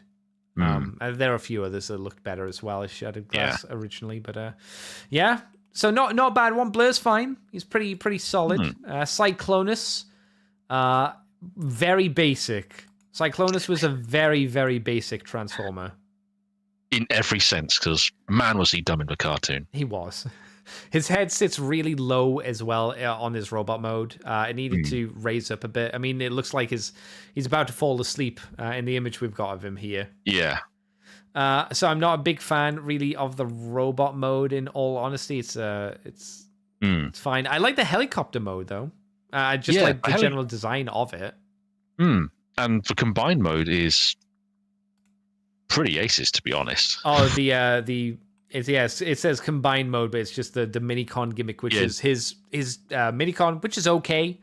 Just plugs into the front of the cockpit. Just weird. It's like, it's fine. What's his minicon? Crumple Zone. Yeah, Crumple Zone's not too bad either, because he's a little tank dude. It's like, that's cute. It's a fact he changed from a tank to a helicopter turret. Yeah, cockpit. That's quite cute. I like that. And they don't even, it's not even that crazy of a gimmick. All they do to make that happen is they just turn it upside down, effectively. Yeah. It's like, it works. And it's probably the most successful of the whole lot, because it's not crazy and OTT. It's just a little bit of fun. And it does make it look like a more intimidating chopper. And it gives it one extra gun. Not a big one, but... Yeah. He also had a gimmick where there was a little lever in the back of his... helicopter mode, and you could grab the trigger and pull it, and it would spin the rotor blades. It's like, okay, sure. Yeah, it's fine. The classic. So exactly. It's like, very clackety. I remember it clacking quite a lot, though, just because of how it was. I remember he was an absolute sod in that first or second level of the Transformers video game? Oh, the Jungle Temple, where you got to the top and it just throws you off the top straight away. Yeah. What a cock. Most of those bosses were just dicks, though, to be fair. The controls in that game are pretty wonky. It's a fun game, especially for the time, but man, there's some wonk to it. Like, you fight Megatron, the motherfucker just pile drives you every fucking time. Oh, that fight was just so not fun. I think spinning pile driver, and then you fly into the lava every fucking time. Yep. Oh god. At least you can relax by shooting Starscream out of the air lots of times.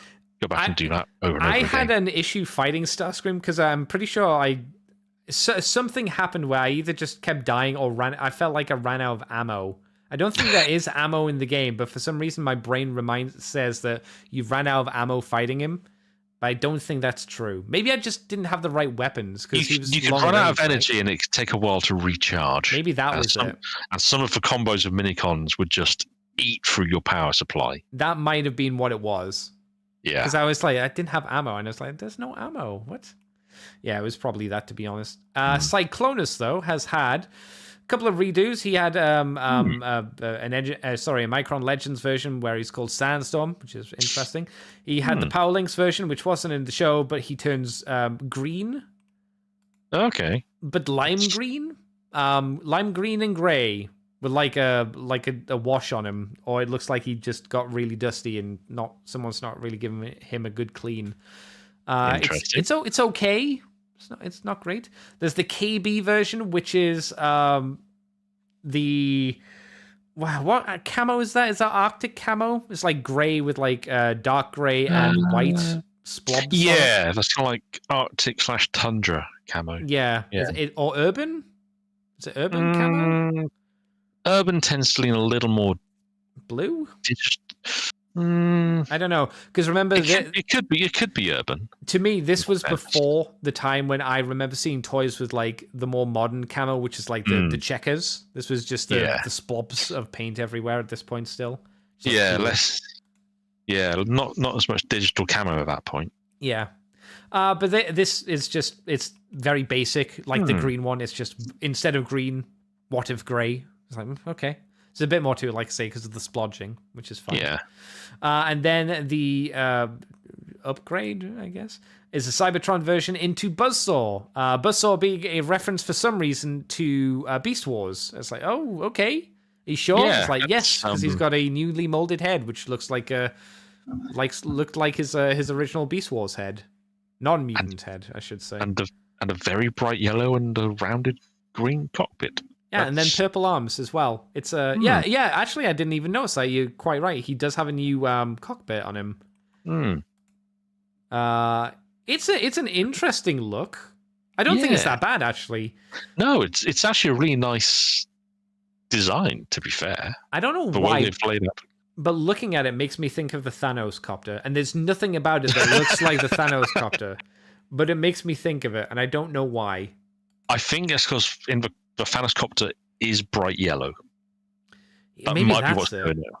Yeah. It's interesting as well that they have added effectively 2 giant missile pods to his already big missile pods on the side of his arm, so you can get the Cyberplanet key thing to work. Yeah. Minicon. It's bizarre because the way that'll work, I'm sure, is just you'll put the Cyberplanet key in, and it'll push a little bit of plastic down. That's a rod that'll go into the rod slot where the Minicon port would be, and it'll just push, and the missile will fire. Bless them. They were fun how they tried to do those, weren't they? It's still nice because it just adds more missiles to him, so he's more tooled up than Cyclonus, which is kind of interesting.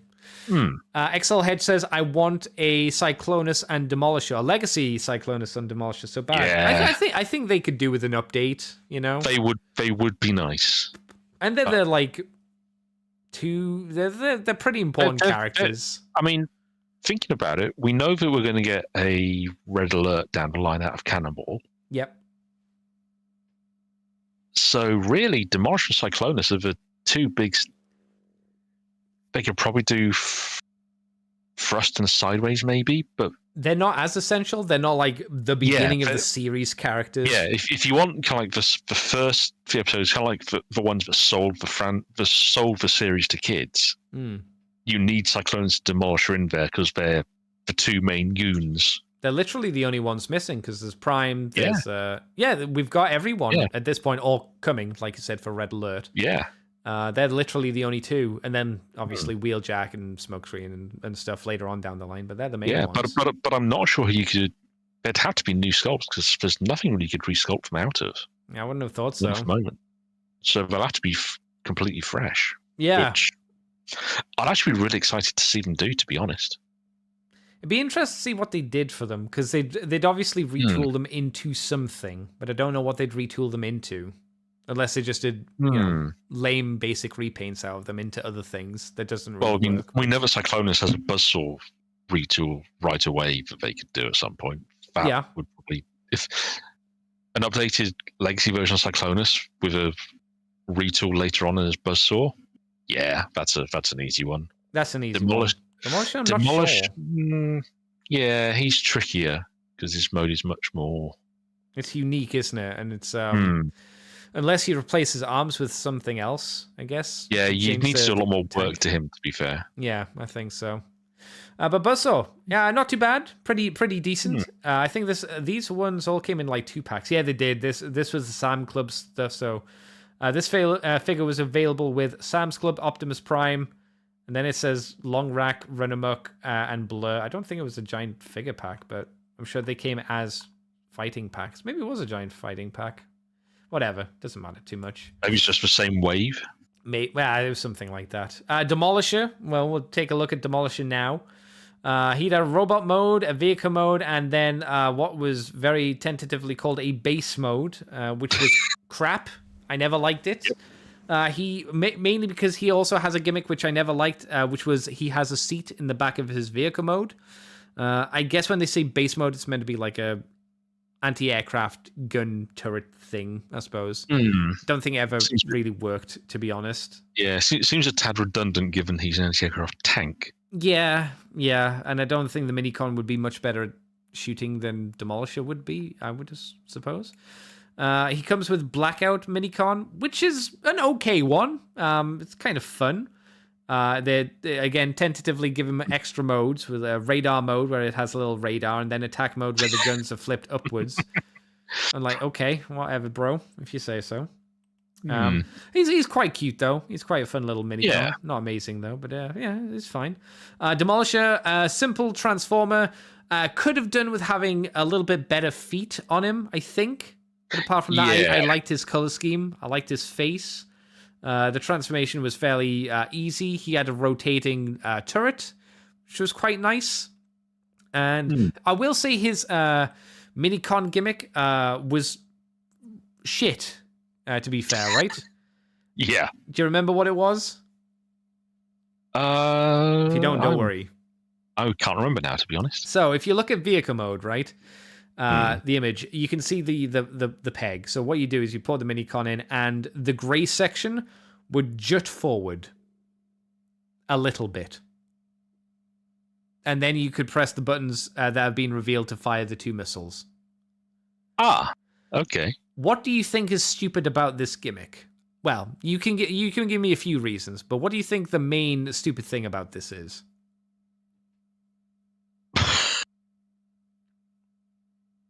I don't think you'll believe it.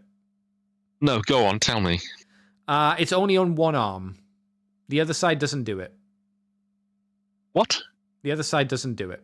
If you look again, the one in the foreground, you can tell that it's a separate bit of plastic, right? If you look at the one in the background, you can see that the paint's kind of mushing over because it's one part that's painted. So that is part of the mold. It's not a separate piece like it is on the arm in the foreground.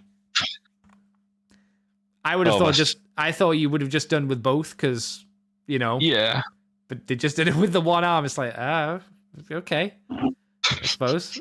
It's okay. Oh, dear. Yeah, it was bizarre. I guess it's just, again, down to parts count because otherwise you'd need an extra 2 springs or more springs. Maybe an extra 3 springs because there was a spring to like jut the gray part out and then spring for each missile. It's just weird. When you've got it on one side. Because again, in robot mode, you could have this part just kind of jut upwards. One shoulder part jut upwards and the other one wouldn't. Yeah, in robot mode, again, you can see if you look at the picture on the left side, the port is red. That's because that doesn't do anything, and the one on the right does the thing. Oh, God, that's really bad. It's just weird. It just doesn't make sense. And yet it does. Like, from a business, we don't have money to do it. It makes sense. But from, like, a consumer looking at it, you're like, this is stupid. Yeah, and from the actual design of the figure, you just think, well, you have one launcher on one side, and the other side is exactly the same. Why is that not a launcher as well?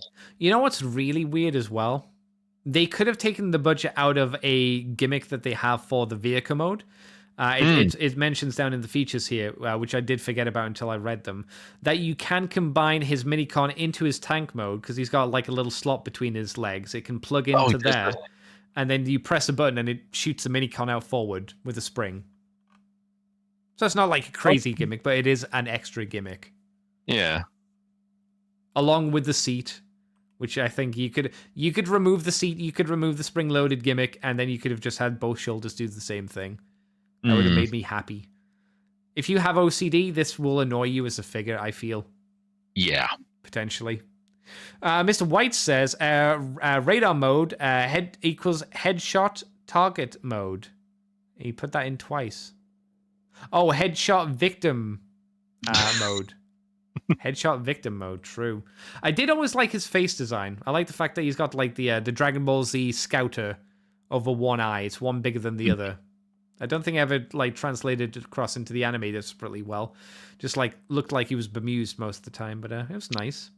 I mean, that kind of fit the character, to be honest. It did.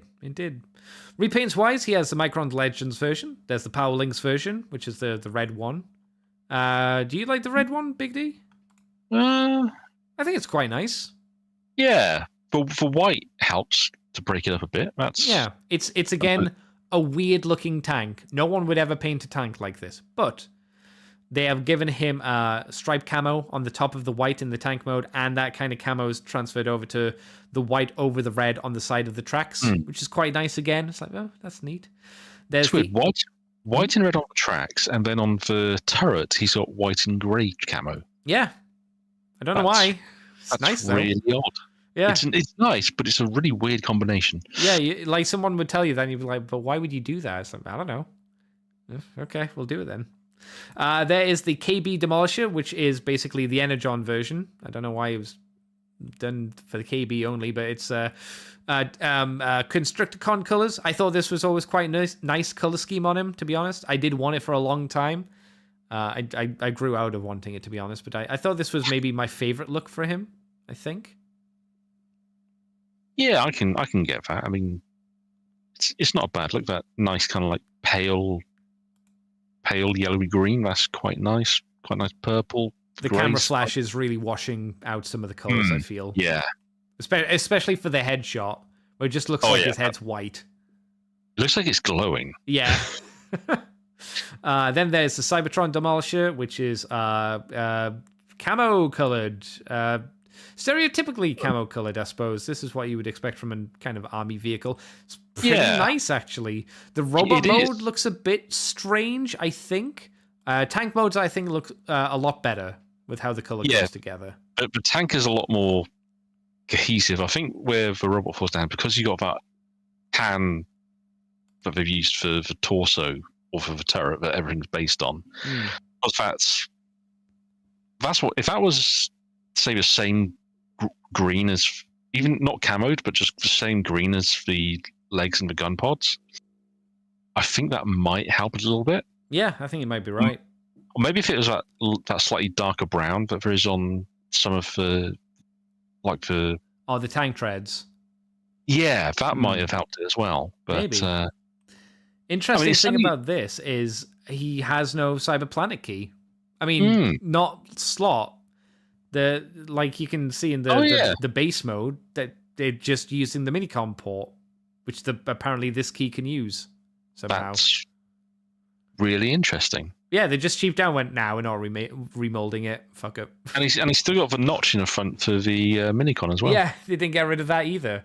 I think out of the few that we've seen, this is the one that Cybertron did the least with, arguably. Yeah. He doesn't have a new head.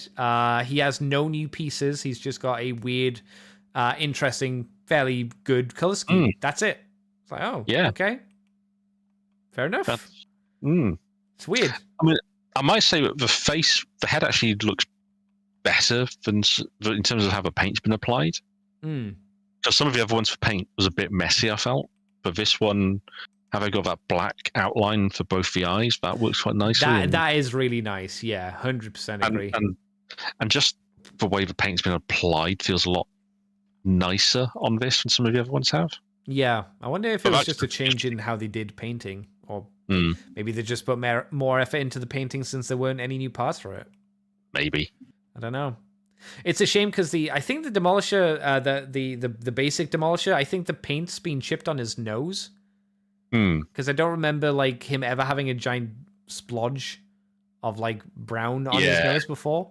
Yeah. Don't think so. Anyway, maybe I'm wrong. Could be wrong. Yeah, that is a bit of a shame. Yeah, Demolisher, I like him. He's got a pretty fun transformation. I remember enjoying it. I like like the arms don't really do anything. They just kind of you do like a bend, like a weightlifter monkey bend, and that's it. But I don't know. It satisfied me for some reason. Yeah, simple but fun. And it's another one where I'd love to see them do a legacy version. Yeah, that'd be nice. A modern version of it, anyway. Just hell yeah. I'm sure they will at some point, right? Yeah, but I mean, the Armada stuff seems to have been fairly popular. So yeah, I'd actually like to see this guy because this was probably my favorite. I tentatively say of the deluxes, which was Sideways, and because it was basically a headmaster. Yeah, and I didn't have a headmaster at the time, and he does a few things pretty well. I wouldn't say his robot mode is amazing. I don't think they've got it completely transformed correctly because I think you can shove the feet more in line with the legs. I don't think they've transformed that correctly. I might be wrong. Let me know if I am. I'm trying to think. I think you might be right there because pretty sure they do look like they should maybe telescope in. I think they do.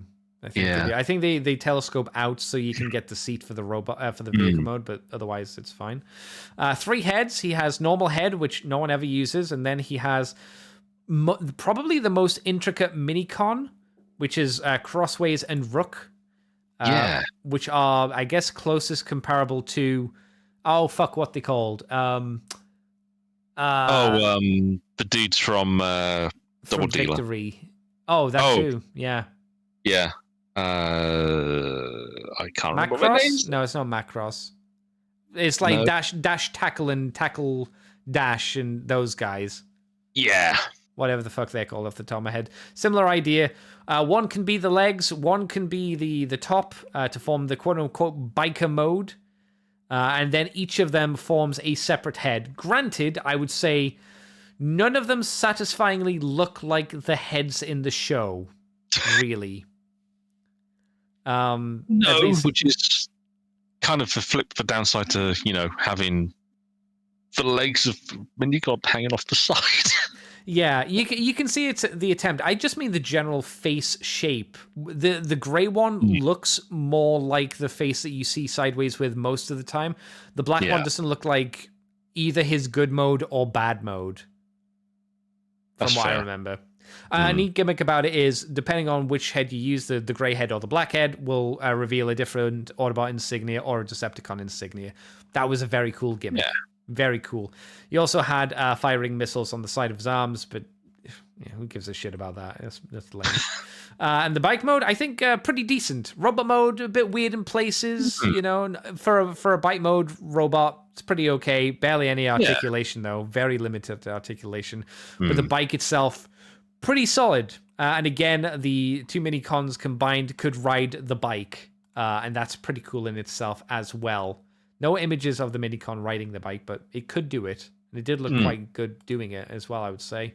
Yeah. Do you have any thoughts on Sideways? I only really like you said it. It's a valiant attempt, is what I'd say. It's one of the Armada. Probably its biggest failing was that so much of what they were doing, they just didn't really have all the engineering to do it properly. Lots of ideas, right? Oh yeah, lots of really good ideas, and bless them, they threw everything up the wall. There's so many good ideas that they've tried. Not all of them have succeeded, let's be honest. But they've tried that, bless them. So it's another where I'd love to even take another stab at it. Yeah, I hope we get one in the future. Oddly enough, this only had one redo, one that I had, which was into Rapid Run. We can see the feet are mistransformed in the previous one. Yeah, you can see in this one the feet are in the right position. Rapid Run, pretty interesting bike mode. Tiger stripes, almost like a Wasp B look to the bike. Yeah, which was pretty nice. I'd say the downgrade is the headmasters, if you want to call them headmasters, are more boring visually because they're more consistent. As in, when you combine them together, they merge together quite well because they're both kind of gray. But I think as different quote unquote separate heads, they look too similar to each other. Yeah, But I like how they've leaned into the wasp aesthetic across the whole thing here. So the bike canopy has the red eyes, and then the minicons, they've got that yellow and black banding going on. That's quite fun. Yeah, it's not bad. It's a decent repaint. If I'm trying to think, I don't think it would be anybody's preferred version of the figure, but I think it's a nice addition at the very least. It wasn't used any other time after that. He only got 2 dues, and that was it. Which is like, oh, okay, well, fair enough. Genuine shame, given the character. I've heard a lot of people chatter about him. He seems to be quite popular as a character. Well, he's like the ultimate bad guy. He was like Unicron's avatar, Herald, actually Unicron. I don't know. It got very weird by the end of that script, as a lot of Armada did. But yeah, I liked him. He was better than Thrust. Thrust was a shit character. He was lame. Now, one that I never had was Wheeljack. I've never had the Armada Wheeljack. So, Big D, have you had Wheeljack? I haven't. He was one that I was always torn about whether I wanted him or not, to be fair. I don't know why I didn't get him. I just don't think I had the opportunity to get him, to be honest. I always thought he looked good, though. Or looked okay for the line. Yeah, the whole look where he actually does have that classic sideswipe look with the chest folded down, which is quite nice. And the way that they've actually molded him with the Autobot logo slashed across, revealing some of his circuitry from that little tampograph Decepticon logo underneath it. Yeah, that's nice. There's a lot of narrative going on with this guy. Pretty solid color scheme as well. Quite nice. Black, yellow, and white, but balanced quite nicely as well. And a nice alt mode as well. Very nice alt mode. Almost similar to Blur in some ways. Yeah. Similar-ish to Blur. I mean, there's a lot of Lamborghini in here, which is appropriate given given how he's clearly based on the original Sideswipe. It doesn't seem like he did a lot of Minicon stuff in robot mode, but according to this, Minicon activated doors reveal spring-loaded missile launchers. So, I'm happy to say it's kind of similar to Blur's. Blur's, his wings folded down. Sideswipes, his fold. Yeah, exactly. And they just reveal guns that way. Yeah. Again, it doesn't look like they do anything in robot mode. Maybe it works and you can pretend to like wings for him to fly around with. I was going to say, I'm getting real Thunderhawk from Mask vibes of the attack mode in the alt mode. So, yeah, and they never repainted it into a red Thunderhawk version. I'm guessing because they didn't have the license at the time. But it easily could have worked, 100%. Yeah. I think maybe the only downside to having the wings up is obviously it doesn't show you in the images, but I'm sure it reveals a lot of like gubbins on the inside. Yeah, you can see a good chunk of a robot just hanging there. Which is fair enough. I understand. Yeah. And his minicon's quite nice as well, Windshear. Let's have a look at Windshear. Yeah. Just a little stealth bomber with weird birdie type colouring. Well, imagine you had to buy an entire different version of the figure to get this Minicon. Wouldn't that be silly? What? Hasbro would never make us do that. Oh, Hasbro. Fucking assholes. In terms of repaints, not too much, actually. Just standard one, the Micron's Legend version, which is, I think, more accurate. No, this is more accurate, yeah. Because for some reason, the American version had big yellow blobs on his chest. I think the anime, he just had the blue stripes.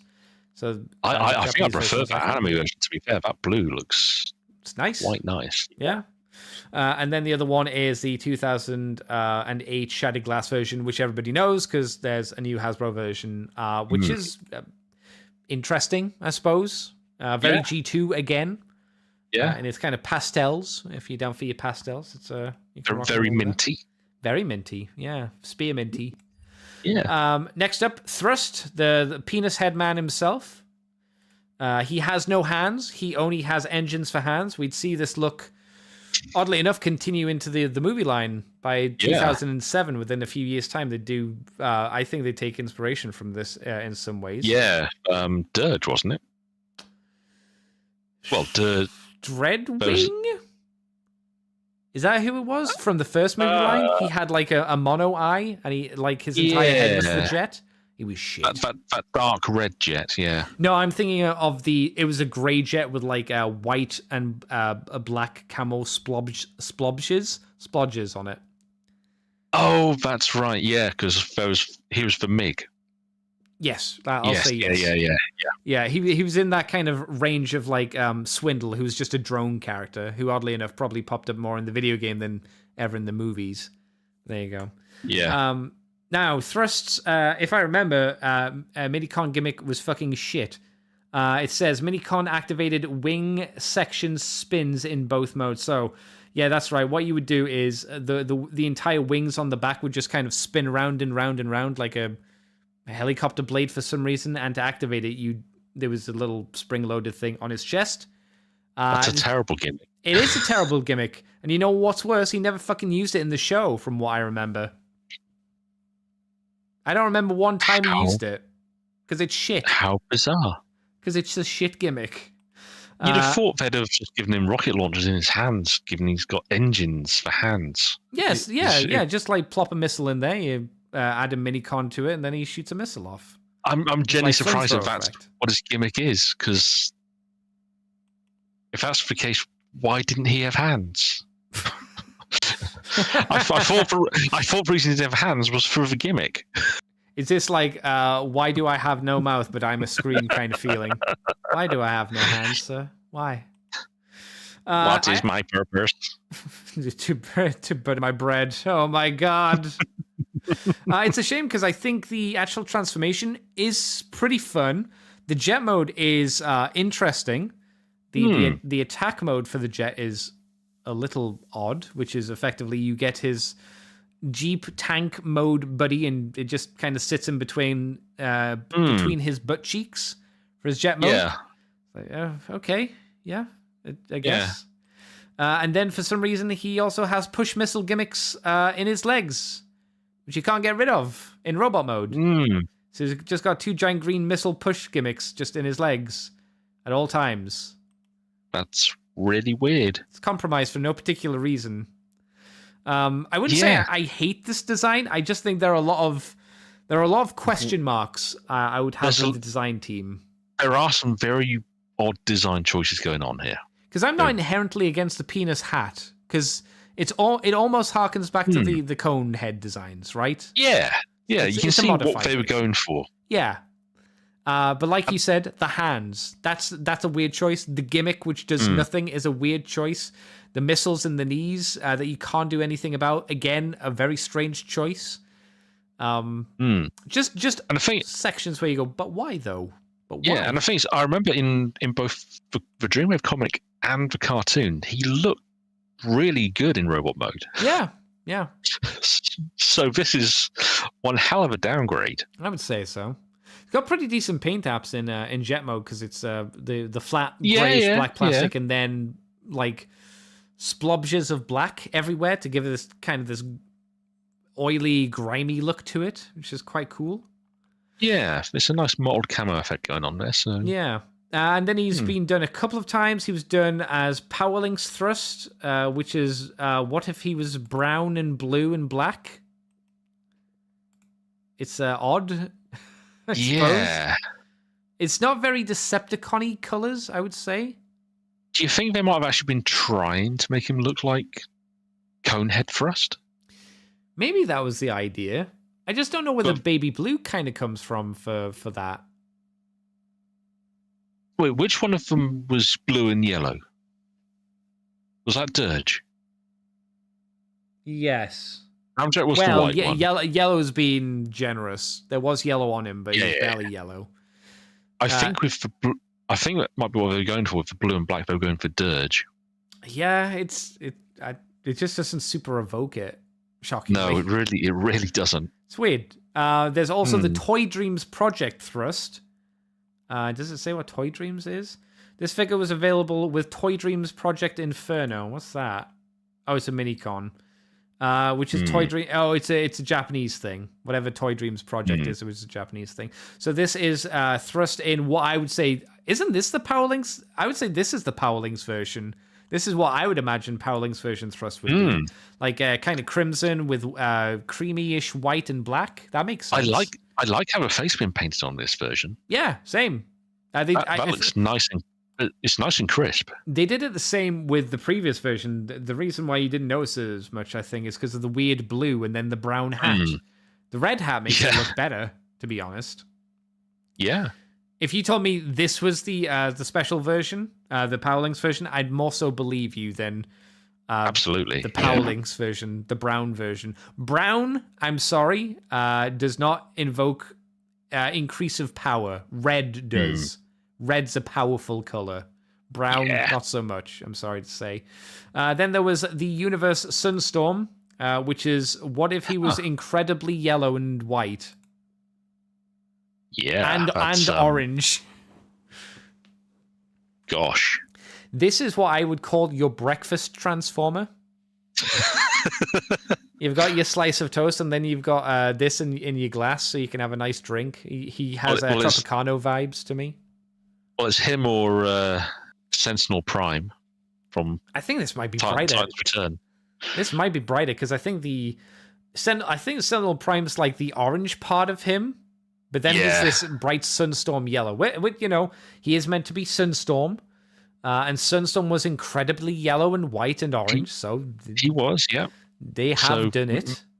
Mission accomplished. Yeah, I don't think this looked bad. I think it looks the photo that's being used for the jet mode makes it look less glaring and more normalish, and I think that looks quite nice. But in robot mode, at least in the pictures we've got here, it's a little aggressive, a little over the top. But those seem to be the only ones. So 4 for Young Thrust. That's interesting. We're finally done with the deluxes. Holy shit. Oh, yeah. Now we're on to the Max Cons now. Voyages, obviously. Red Alert. This is where things start going from these can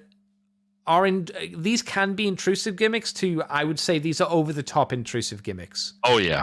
Detrimental. So at least some of them. Red Alert is definitely one of those ones that has a lot of gimmicks, but they're incredibly intrusive. Oh, yeah, he has so many gimmicks going on, it's not funny. Yeah, so let's run down through his gimmicks because I've got the features. So, he's got a spring-loaded missile launcher reveal when you use the Minicon via the Powerlinks port. So when you put it in the top of his vehicle mode, his gun will launch forward. That's cool, because then you can detach said gun and he can use it as a normal gun. Yeah, that's a fun little bit of integration there. I always liked that. It's almost like a feature where the gun gets shot out from somewhere and then the character would grab it midair and then start using it. It's like, that's fun. That's cool. He has lights and sounds. The description says woo woo woo woo woo. That is pretty accurate. I remember it wooing for a very long time. Yep. Very obnoxious woo woo. And the lights, so that's cool. Obviously, they are in the translucent part where the Minicon port was as well. He also, I've gone past the features because I'm stupid, has a spring-loaded door on the grill of the front of the car, which reveals a spring-loaded disc launcher. This was one of the gimmicks I wasn't a massive fan of, personally. Yeah, disc launchers were a thing at certain points. Yeah, they really liked it. I think it worked all right for depth charge. That was fine. Yeah. I didn't think... it helped it. It ruined the proportions. The proportions on Red Alert have kind of been snookered completely because of how big his chest is compared to how long and lanky his arms and legs are, and his waist. Got this really weird figure to him. The last of the things were parts storage on Medi Bay. Sorry, parts storage and medical bay. I don't know where the medical bay... Oh, no. I remember where the medical bay is. So the big kibble on the side of his legs, which are the back half of the vehicle mode, one stored his translucent hand, his gun hand, which would become a more interesting feature in Cybertron, a lot more interesting. And then, one of them would have a flip-up translucent thing. I guess the idea was you were meant to lie down a Minicon on that, and Red Alert would work on it, but I never used it because it was bad. It didn't work. It was. So, what did you think of Red Alert, Big D? He's another one I picked up a bit later after the fact, and He's nice and chunky. I'll give him that. Yeah. He's got a real heft to him, and the fact they did cram so much into him is really nice. But yeah, that disc gimmick is what really compromises that whole everything else, because those arms, they're just hanging off his doors. They really are. They're not fun to do it with. I mean, the legs aren't bad, because I think he's got quite a lot of motion in his lower legs, to be honest, more than you'd expect. But because there's so much hanging off them, and they're so thin. Yeah, and the stuff hanging off the back of him as well. Yeah, it just doesn't help. He can't. Don't get us wrong. He can stand. He doesn't have any problem standing. It's just he won't really do poses super well, at the very least. I would also say, I don't know if you'd agree with this, I didn't find his transformation very satisfying. The transformation feels kind of similar to a deluxe. Like, you don't do a huge amount. Yeah, there's a little bit of the shell former to him, to be honest. Yeah, because of how many pieces there are on him, yeah. Yeah, I mean, the fact that you got that big electronics board in his back half, that's literally hanging off his back, all the stuff in his chest for the disc launcher. Yeah, it's a shame, because, again, it's actually a really nice... There's a nice heft to it, like I said before, but... Yeah. And the thing is, I think I've got two versions of this, because I have this version and the Power Links version. Ugh, I hate the Power... I had the Power Links version. I fucking hate the Power Links version, because I hate the color scheme. Oh, yeah, the color scheme's terrible. The color... I'll say this. But the color scheme's cheap. The color scheme's nice in vehicle mode. I think for an emergency vehicle, it looks good. I think for the robot mode, as it takes away most of the orange and replaces the orange with gray. So the color scheme is, again, gray, a little bit of orange, and white. It's like, ugh. What a boring scheme. It really is. But there's stuff to like. I like that the cannon can either be used on his shoulder or in hand in robot mode. That's quite nice. Quite novel, to be honest. I like that you have the tools that can be stored. That's, again, a nice novel touch. And he is loaded with extra stuff. You might not want all the extra stuff, but it's there. Yeah. So. He's not the worst of the Voyager scales for gimmicks. That's the next one. I'll spoil for you. In terms of repaints, there's the standard version, which I mentioned, the Power Links version, the Micron's Power Links version, the Micron's just standard version. There's the Sam's Club Energon Prowl, which is what if you replace the orange with blue? Yeah, it has the exact same problems as the Power Links version, apart from it's blue now instead of orange. It's like, oh, okay. And then there's the Movie Inferno, which is very much a what the fuck are you talking about? So this has changed the color scheme to make it mostly a red vehicle, so it looks more like a fire response vehicle, I suppose. I think so, yeah. It's fine, I guess. I feel very indifferent towards it color scheme wise. What about you? Yeah, it's like a lot of those movie repaints. It's a little bit all right. It's almost boring, but not bad. You just kind of look at it and go, yeah, all right, fine. I mean, it's nice that some of these sorts got a second win so people could pick them up if they hadn't done before, but there's nothing about him that says Inferno to me. It's just the name. I think I would still prefer this over the Power Links version. It may be a boring color scheme, but I'm not annoyed by it. I just... No, that's fair. The fact that there is more red is more... what's the word? There's more red and there's more black. Yeah, but black's a better color than just flat gray. Gray and white are just not a combo that usually work very well together on toys. And the black works better, generally speaking, if you're going to have to do that. So Red Alert. Yeah. There you go. Yeah. Never had a good color scheme because we didn't get Cannonball for years later. Now, Scavenger. Oh, Scavenger. Dear. Oh, boy. So let's go through his gimmicks first. He has working rubber treads, which kind of work because they're rubber treads. So they're, you really have to push it along the ground pretty hard for that to go. But okay, I'll give you that. The driver's seat can be used with a minicon. I do like that one. That one's nice. Yeah. The minicon can pretend to drive Scavenger. That's cool. Sounds activated by various movements of the figure in both modes. So yes, he has construction vehicle noises as you push him forward, and the drum on the back kind of spins around. And then in robot mode, as he's walking, he has walking robot footsteps.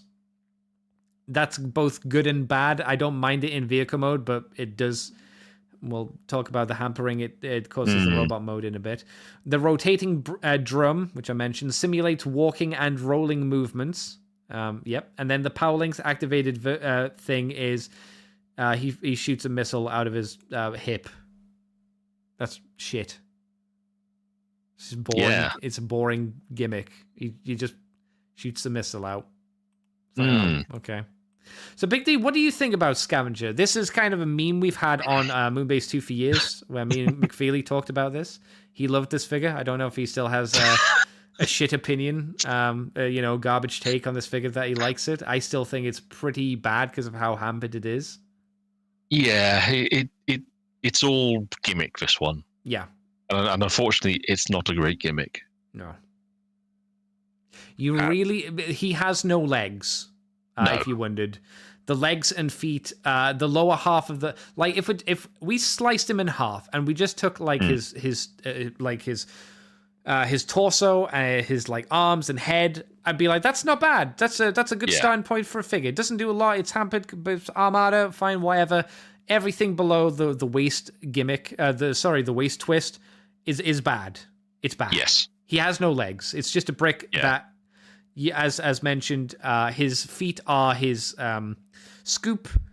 They plug in to the drum barrel, and then when you push the figure forward, it gives you the pretend idea that his legs are moving up and down and he's walking. It's like, all right. All right. And it's a shame because the top part, I can give the arms a pass because they are doing something really interesting with how the hands have been integrated. It's not great, but it's at least interesting. Yeah, I don't think we've seen this design for tread arms that often. But I can remember. I mean, if they weren't rubber tracks, then they'd at least be able to. You could see them being able to split and have articulation in there. I could see them doing that for a legacy version. Oh, it definitely wouldn't be rubber treads. 100%, they won't do rubber treads for a legacy version. I mean, he's got a cracking head sculpt. Yeah, love the head sculpt. The torso is really nicely designed. It's just, and you know what? He's another character where the versions from the cartoon and the comic, it's not just the fact they have personality, it's the fact that they are actually quite dynamic in how they were animated and drawn. Yeah. You can do, if I had read or watched either of those, and gone out to try and find this figure. Because I've never had the Scavenger, not this version anyway. Oh, you haven't had this mold? No. Oh, you lucky boy. I'd be furious if I got home and opened up and this was what I was left with. Because, not being funny, that's a shit gimmick. Yeah. That really, really is. And we've seen people try and do walking gimmicks on Transformers a couple of times over the years, and they've never really worked. No. Bless them. They can keep trying it, but they really should just stop. I think the person that likes this figure is the person that likes Roboson. I think that's the market. If you like Armada Scavenger, you should buy yourself a Roboson. You'll be fucking thrilled. You'll love your life after this, I promise you. Yeah. It doesn't help that you can actually see they have sculpted the legs, the thighs into the design, but there's because of annoying point. It's like it's faux legs. I hate it. But if they'd at least even painted those so they stood out more, so you could actually tell that that's what they were, not just this solid lump of plastic that suddenly becomes weird lower. Yeah. XL Hedge says Scavenger is weird for me being an Autobot in Constructicon colors. I don't mind that. I thought it was an interesting twist that they did in the show, and granted that show needed things to happen. I know this because I watched it reasonably recently, and it's a rough show to watch. It's pretty dull. Bless its heart. I keep seeing episodes flash up on the old Transformers channel, and it's like, it feels For like everyone- nothing happens in every episode. It's actually impressive. It oddly enough, it's very much writing like a Pokemon episode where nothing really happens. What was it a few years ago? They did a best of Armada DVD. Oh God, I actually have it. It's actually not bad. was it just most of the Unicron trilogy? It's pretty much most of the Unicron stuff. Yeah, Unicron I Attack. mean- That's what I mean. I mean, it's probably 20 episodes, so it's literally half the show effectively, and most of that is back-ended with Unicron stuff. Is it just mostly like a completely cut down version of the show? Pretty much, yeah. Oh man, Exilion. Hey, it's the Bradinator. Brad says, "Crumbs, what a line." Yeah, the line's generally pretty interesting. We mentioned that it was experimental in a lot of ways, which was nice. Also says, "Toys you can kill someone with." That's true. Yes, yeah. Because he's so heavy and full of electronics, you could just throw this at a child and it might cause brain damage. I agree with that. Yeah, See, I mean, now, I'll let you know, Big D, I had the worst version of this because I had Treadbolt. So I was even more annoyed. oh dear. You know what Treadbolt looks like? Have you seen that version? I'm looking at him now. It's really fucking ugly. He is, isn't he? It's like it almost would be in like okay colors. I think the reason I don't like it is gray on his groin, which I'm not a big fan of, and I hate all the white on his face. I hate all the white on the face. The face coloring is absolutely bizarre to me. Absolutely incomprehensible why they've painted it like that. See, I don't get it. the irony of that grey around his thighs is that it's almost the opposite problem to what I said. Yeah. Because you've now got that central strip that's not differentiated. So, but then you have the orange blowing around it. Yep. He's really fucking ugly. Yeah. Really fucking ugly. Unfortunately, and he wasn't exactly a look to start with, unfortunately. No, I think if he gets a legacy version, he's going to do a real. I think it'll be serviced really well. It'll be a really good update, hopefully, just on the basis that it'll be able to not be laying down with all the gimmicks, and we'll finally get a posable Scavenger from Armada. Because I think probably the best looking version of Scavenger from Armada is probably the PVC figure. Yeah. That came out around this time-ish as well. Exilion says, "Man, I got all day for bad Energon repaints." They had them. They had them. I was going to say, I think there might be a show coming up for Exilion in that case. He's gonna love it. That's true. Now we're moving on to the next Voyager, which is Overload. Overload. I never had Overload. I had Ultra Magnus, which same thing, effectively. So very much a figure that works as somebody else's toy. Yeah, but he's an accessory pack, but isn't he nice and chunky? I think he's still pretty satisfying just because of how chunky he is. Oh yeah, he doesn't have too many gimmicks that I think ruin him, unlike Scavenger. So what can he do? Well, technically he's a headmaster. Yes, that was fun. So again, I was kind of biased because it was like I never had headmasters as a kid. I was like, technically this is a better, more enjoyable figure than Sideways. Yeah, all right. So he does that. He combines with his buddy Rollout. Fine, not a great name, but excuse me. But also has its own robot mode, which we'll have a quick look at now. I mean, Rollout is it's fine. It's not great, but it's okay. He's cute enough. Got some silly looks to him. Got a giant head, slightly out of proportion, but fine. He has spring-loaded missile launchers. He can combine with Armada Optimus Prime and Jetfire, but not with Jetfire. He has sounds. The sounds are pretty cool when you put in Rollout into the slot for him. He makes a noise, which was pretty fun. I don't remember if he had another sound. He also has a bass mode. Is this one of those tentative base modes? Yes, that's a tentative base mode. That's hoping and praying that that's a base mode. That's okay. Yeah. I mean, that's basically just plugged onto Prime's base mode, which pretty much. Prime's kind of got a base mode as well. It's like, it's a thing. I don't really like. If someone said, Andy, what is Overload's vehicle mode? I would say, I don't know. It's a Power Rangers thing. And what do I mean by that? It just looks like a big red thing that's being drawn around by a fire truck. It looks a lot better once you put Jetfire on it. Then it makes sense. Does it make sense?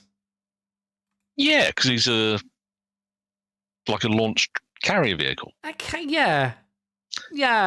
It's the sort of thing that you expect to be really heavy duty and quite chunky. Oh yeah, okay. Yeah, on his own, he doesn't look like anything. Put Jetfire on. Yeah, I can accept that.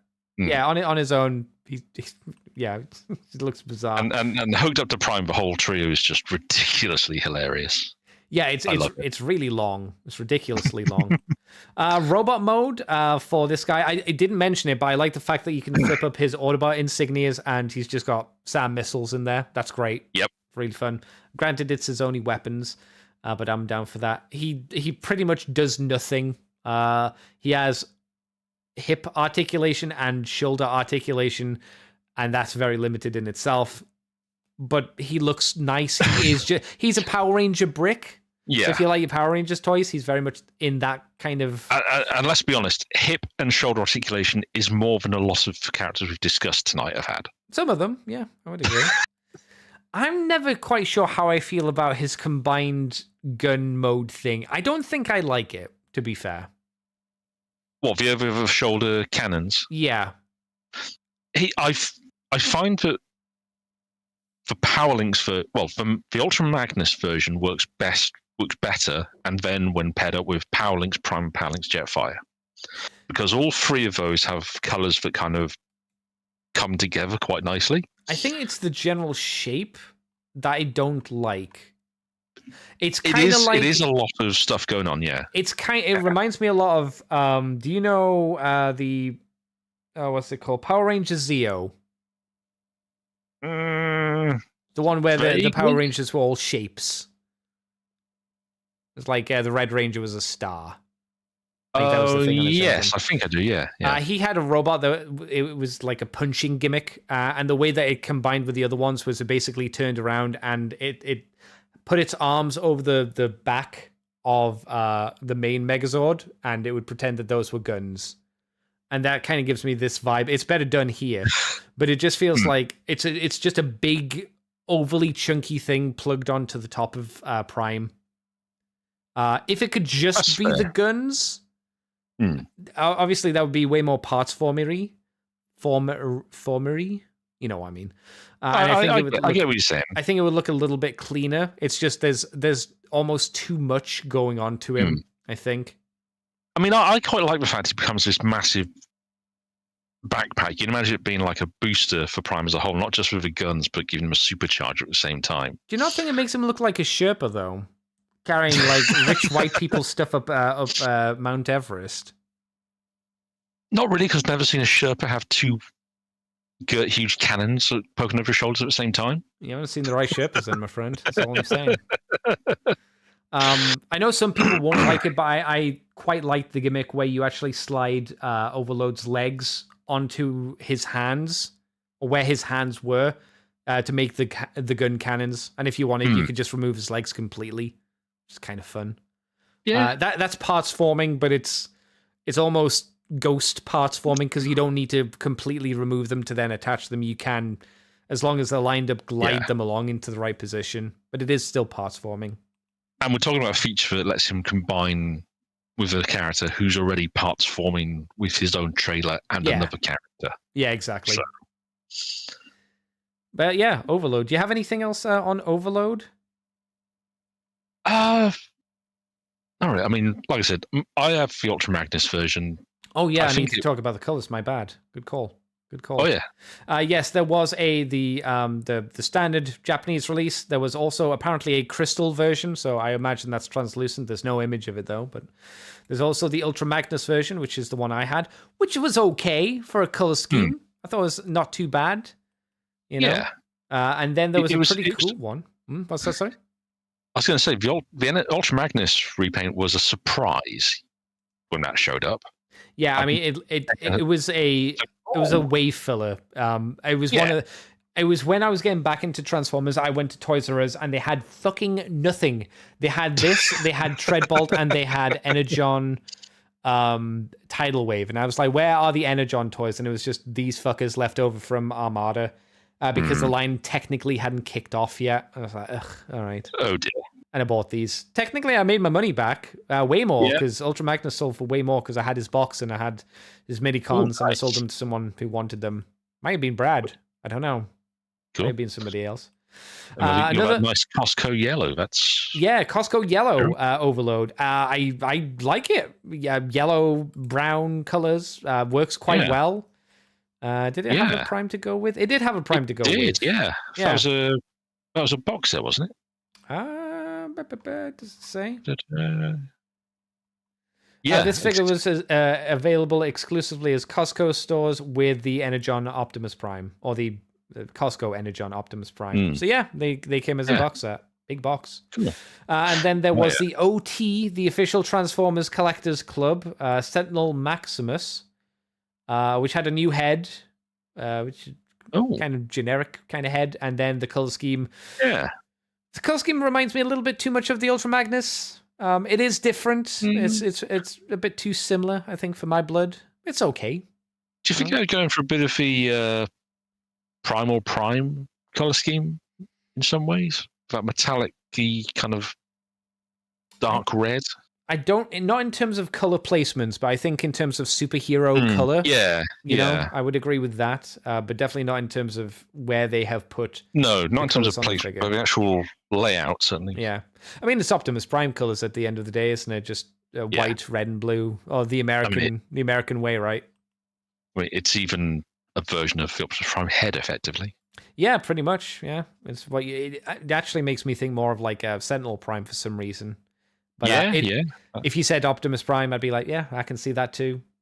So this one, this is my favorite one we've talked about so far out of the Voyagers. The next Voyager is pretty decent. It's Starscream, very good mold. This was a little bit. This was the first Armada figure I ever bought. Really, pretty decent one to start off with, to be honest. Yeah, I bought it when the wave launched from Argos. Oh damn! Back in the day, yeah. Bit of gossy. Everyone loves a bit of gossy. Gimmick-wise, this has electronic sounds. So I think he had like a gunfire effect, and didn't he have like plane swishing? I think so. Yes. Yeah. You activated them by pressing the nose, the cockpit nose cone. It was actually a button, which I thought was quite nicely disguised, to be honest, the way they did it. He has the spring-loaded missiles, which was his hyper beam cannon things, and then the reveal. That was one of the gimmicks. The next is the missiles fire. And then the gimmick that I thought was kind of shit, but whatever, was you could drop ship feature cockpit. Oh, that's what the cockpit was for. You press the cockpit, and it would drop Swindle, who was hanging under the cockpit at the time.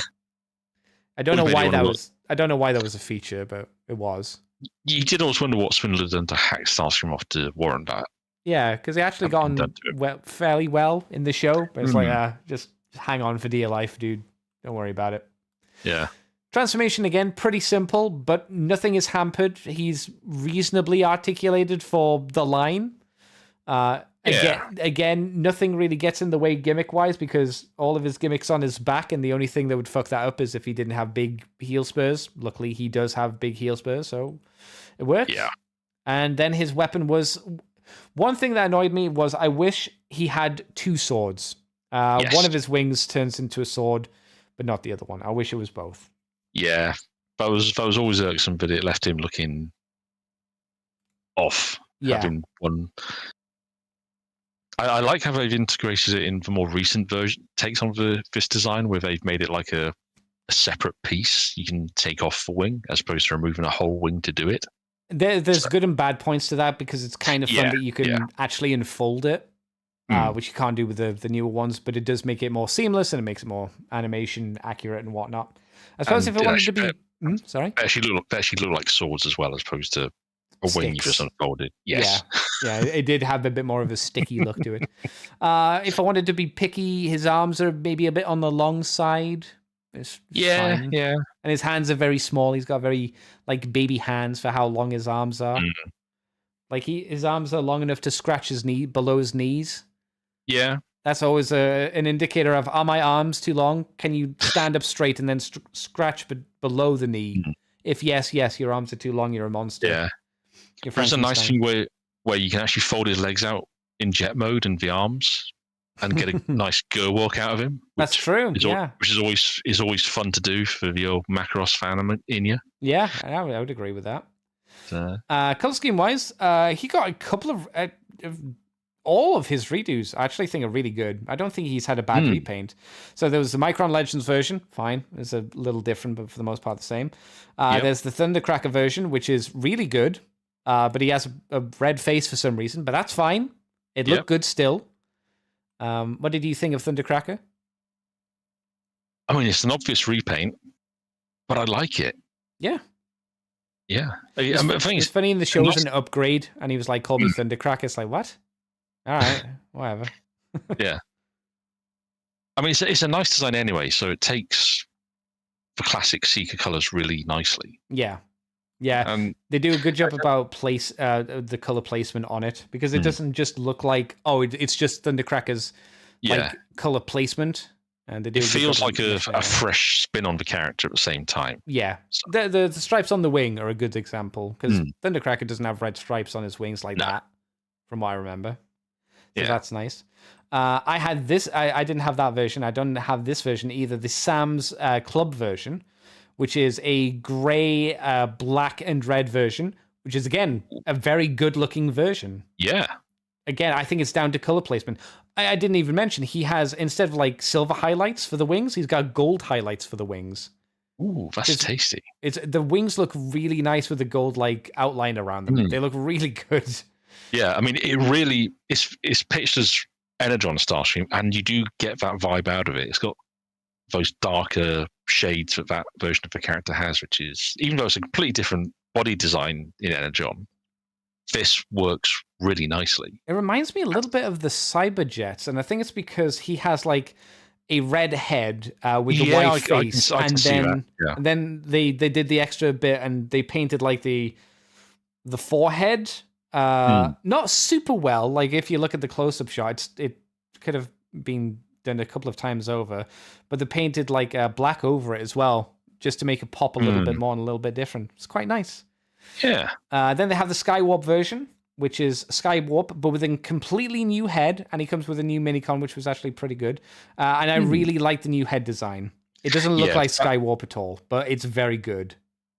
Yeah, it's another case of using the same color scheme or the same colors as a classic Seeker, but giving it a new twist. Yeah. I think this was supposed to be like a ninja of some sort. Probably. I think. They did a couple of other resculpting. My bad. Yeah. They replaced the fins on the cockpit with tiny guns, which is like, okay, that's nice. Oh yeah. And then the back wings have been added they've got little rotors. Rotor blades. That's cool. Yeah, I had this one. This was my Starscream because I didn't have the normal one. It's really good. Yeah, it's a really good figure. A lot of fun. I am hoping that the Legacy Armada Starscream gets redone as Thundercracker and Skywarp. Well, we know it's getting done as Thundercracker for Japan. We still haven't had the announcement that America's doing it. See, it would crack me up if they released Armada, Thundercracker, and Skywarp like they did Earthrise, Thundercracker, and Skywarp. No. That's an exclusive 2-pack. That would be a Hasbro move. It would. Fucking Hasbro move. I mean, if they made a mainline release, it'd be even more hilarious, possibly, because they're far more niche than Thundercracker and Skywarp from G1 are, and it makes them easier to get hold of. True. It's like, what's going on? XL Hedge says, Overload, aka Minicon King. I could see that, yeah. Yeah. Given the current mindset, a Legacy Overload would reduce the backpack size for more combined mode. Yeah, actually thinking about it, if they did an Overload, there'd be like a fake Overload to do the backpack. like they did for Tidal Wave. That'd be fine. And also, XL Hedge says, "Where are our Legacy Armada Seeker repaints / remolds, Hasbro?" I think that they'll be coming, and I hope that they only come once they fix the mold, once they've made sure that it's nice and tight and better than, unfortunately, the Starscream was. The last of the repaints was a repaint, oddly enough, of Skywarp into Ramjet for Universe. It came with a load of new It is not Ramjet's color scheme, but it is very, very pretty. Yeah, it's a really nice color scheme. Yes. He's got a bright red head, but then black face. White jet primarily with blue and gray highlights. It's just really nice and tasty looking. Yeah. I don't think it drops into the toothpaste look either too hard. No, it's just the right shades to avoid that. I know how it would be. If they pushed it too hard.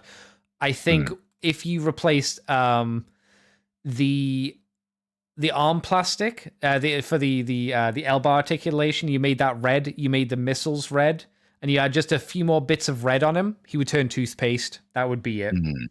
More red would have turned him toothpaste. Yeah. So I'm glad. Or if the blue was just a shade more green as well. Yeah. Oh yeah. As it is, it's just the blue's just the right side of things to not be that. Yeah, it looks more water than it does mint blue. Mm. Yeah, I could see that.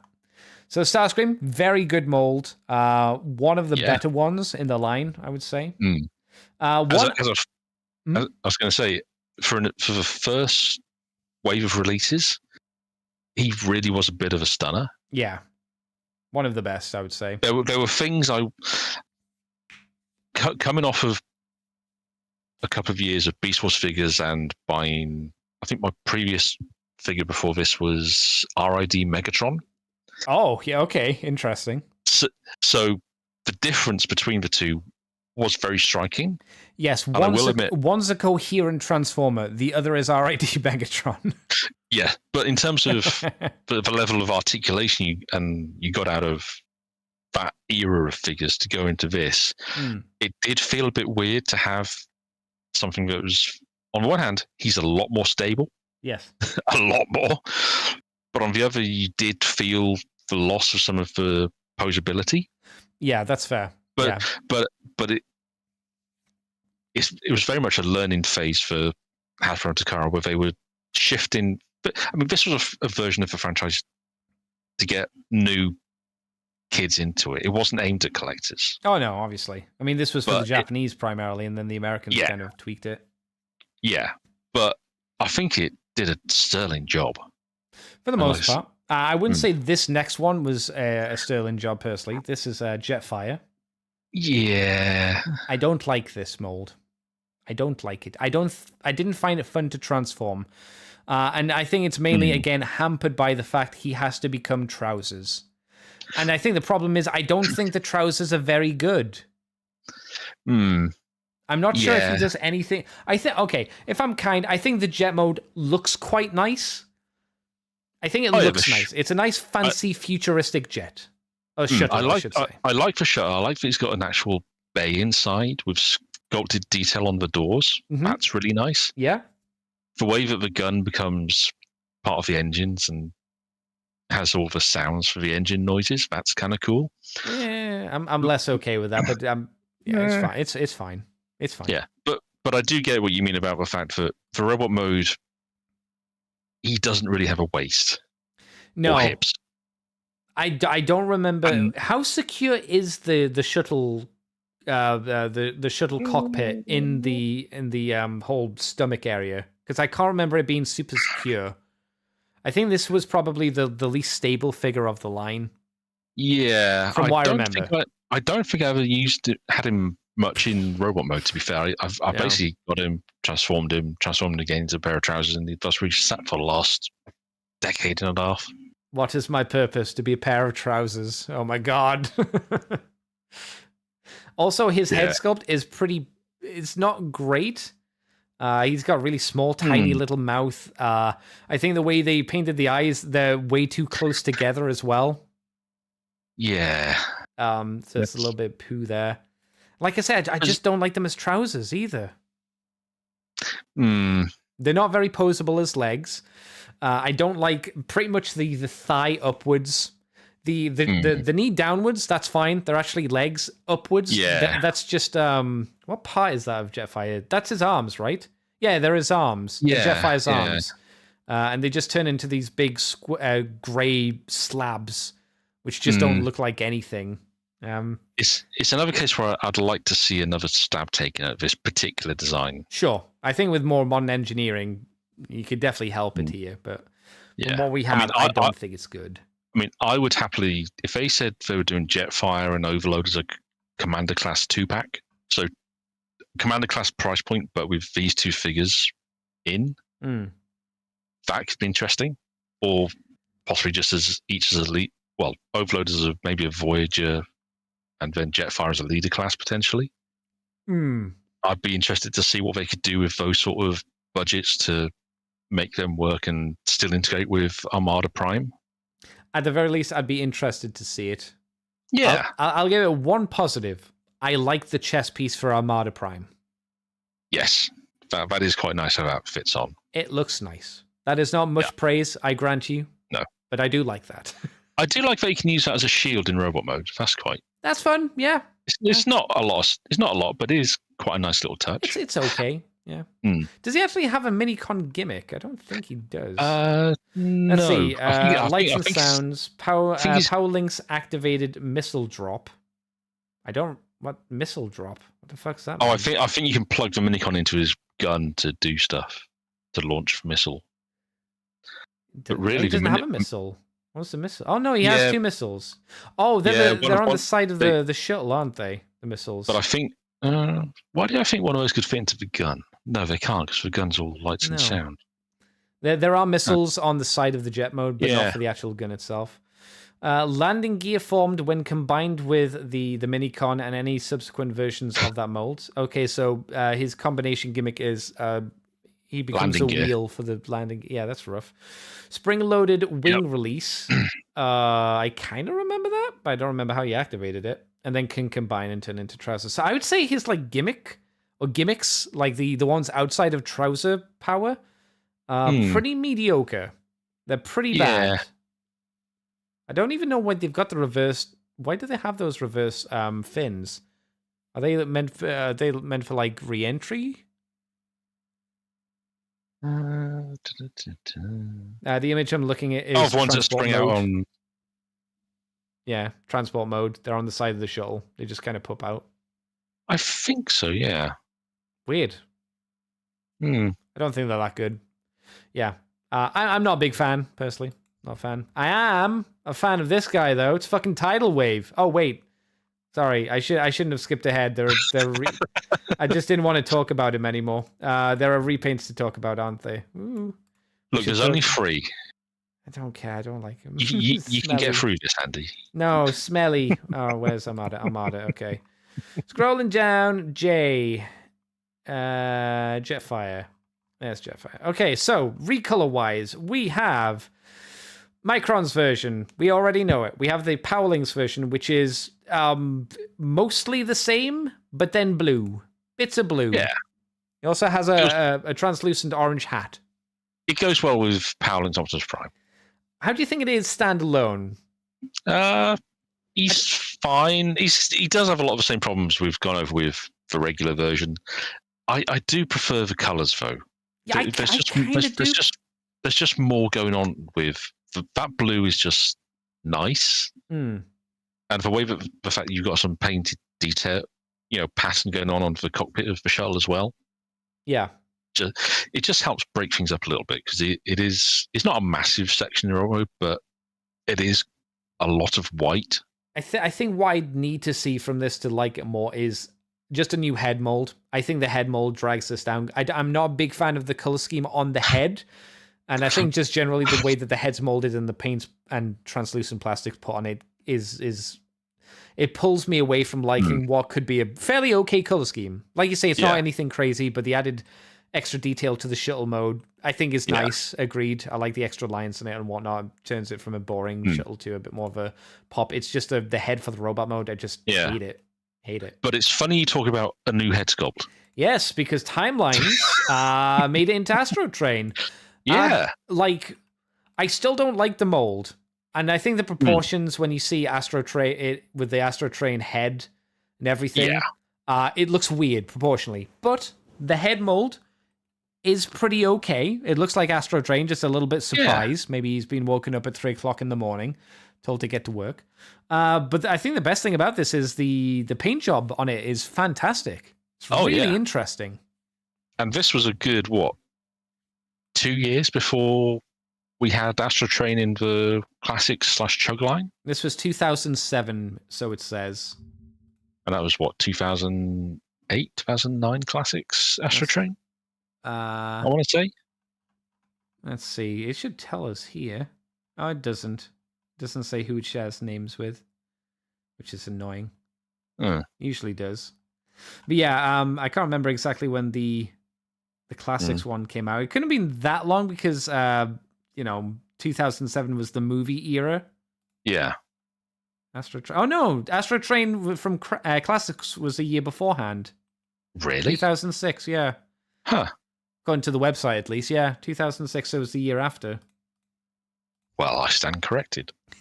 Doesn't take away the fact that the color scheme's really good. I love the Decepticon, the giant Decepticon insignia on the top, the weird white line squiggle things on the wings, which okay, no idea what they are, but they look cool. Yeah.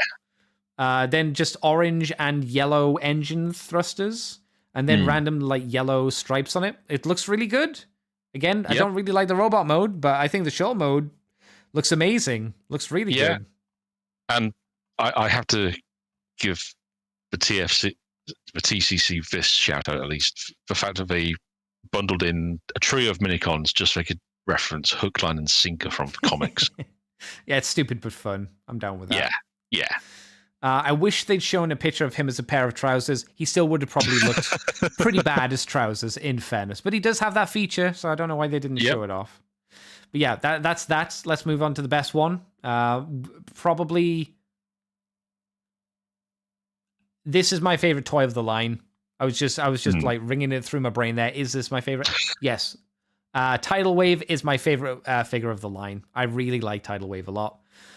In some ways, he is better than the Titans one that's out. Less expensive. I would say that he doesn't need to. You don't need to disassemble him either to transform him. And there's less gaps in his modes. Yeah. In his giant boat mode, there's less gaps. There's a shocking amount of empty space in the new one, which is kind of a bummer for the price. Yeah, I hadn't realized until I saw an upgrade kit that the new version has a whacking great hole in his back where you pull out one of the fleet parts for Megatron. There's that, certainly. I just mean in the Dark Fleet mode, like the connection between where the chest for Tidal Wave goes over the top of the gray aircraft carrier. There are there are bigger holes than what we're seeing in the Armada one. There are like big gaps in between the two, unfortunately. Anyway, Tidal Wave, if you didn't know, he's 3 boats of the Dark Fleet. He's Dark Fleet 1, which is an aircraft carrier. Dark Fleet 2, which is like a super duper battle boat. I don't know. I think it's supposed to be a catamaran battleship. Yeah, I knew that. It's just making sure you did. And then he's also another boat, which doesn't look like anything, I don't think. It's a marine landing craft. Nah, it's not. It's bullshit. Are you saying it's a hovercraft? Well, the front's got ramp doors that are supposed to open. Is that what it is? Oh, that's weird. Yeah. Okay. And then he can combine together into big boat form. The biggest boat, which is fine. Gimmick-wise, if you didn't know, apart from it being 3 separate vehicles, he has a working elevator on the aircraft carrier, which is where the Minicon goes, which is really cool. I don't think the Titans Return version, or the Titan Class version, I should say, has that. No. Which is a bit of a bummer. So he has that. Yes. Powerlink support means he can rotate his nipple cannons, which I don't like that gimmick. There's a big Minicon port on his chest, which is a tad distracting, and all it does is rotate the gun turret's nipples. It's like, that's kind of lame, to be honest. But it's fun. I'd rather just pose them myself, though. I don't need to have all 4 nipples move at once. You know? That's something that the Titans version has over it. They're individually moving. It doesn't say, for some reason, but the Dark Fleet, the third one, also has a part where you can open up the deck, and there are 4 seats for minicons. No minicon can use it that I've ever seen, but they're there. It's the idea, right? Points for effort. Yeah, it's like you go in for an AA meeting or something, and they've only got children's size seats there. It's like, well, it's nice they tried. No one can sit down though. Just have to stand and talk about our problems. And obviously, they all combine together for Tidal Wave, or they all combine together to form Megatron's Messy Combined Mode. Yep. Which is a thing. Tidal Wave is a robot. Again, doesn't do a huge amount of posing. Looks pretty intimidating, and I think I really just like how he looks. And again, he feels nice and big and chunky and solid. What do you think of Tidal Wave, Big D? Do you like him? I do. What do you like about him? Well, he's just big and daft, and he kind of epitomizes both the best and he does some of the worst elements of the Armada line in that you can't really pose him much, but he's just got so much you can play around with. Is that what you mean when you say daft, out of interest? What do you mean by daft? Well, I mean, bear in mind that he's 3 separate warships that combine to form one giant warship that form an even bigger robot that then breaks down to become bits that Megatron and a few other characters can use as upgrade parts. Oh, so the concept of just being like 3 separate vehicles and these things is kind of a weird idea to you. Okay, I get you. I just find it quite funny. I thought when you meant daft, I thought like you meant like visually, or like he didn't combine together well. No, that's why I'm trying to confirm it. I was just like, he looks brilliant. I mean, don't get me. I actually love all 3 of the ships and their combined mode and their robot mode. I think they're fantastic, and I adore how doofy Megatron looks with carrying 2 parts of him on his arms and the other one on his backpack. It's just so silly. It's great. It's just not practical for Megatron, especially with how big they are. They're just too big. He's just fun to mess around with. I mean, I've got the Energon version with all his see-through crystally plastic goodness, and he's just fun to mess around with from time to time. Yeah, I'd argue that the Energon version is the best, but also at the same time scary, because there's a lot of translucent plastic on ratchet joints. Yeah, but it is amazingly fantastic. I did sell mine. I had all 3 versions of Tidal Wave because there are only 3 versions of Tidal Wave, not including the just standard. No, Superlink Shockwave. What's that mean? No, I'm misreading things. No, it says Superlink Shockwave. What the fuck's that? They called him Shockwave. Well, Micron Legend Shockwave was for Takara. That would have been the Japanese version of the Energon Tidal Wave. Yeah. Okay, that's my bad. That'd be my guess. So there's 3 versions of Tidal Wave. There is video game Tidal Wave. There is Japanese Tidal Wave, which is how he looked in the show. And then there is Energon Tidal Wave. I have kept the game Tidal Wave because I like that color scheme. I think it's nice. It was the first one that I got. I got the Japanese one. I kept that, I guess, just because it was the accurate one, Japanese. So in my head, valued more. And I sold Energon.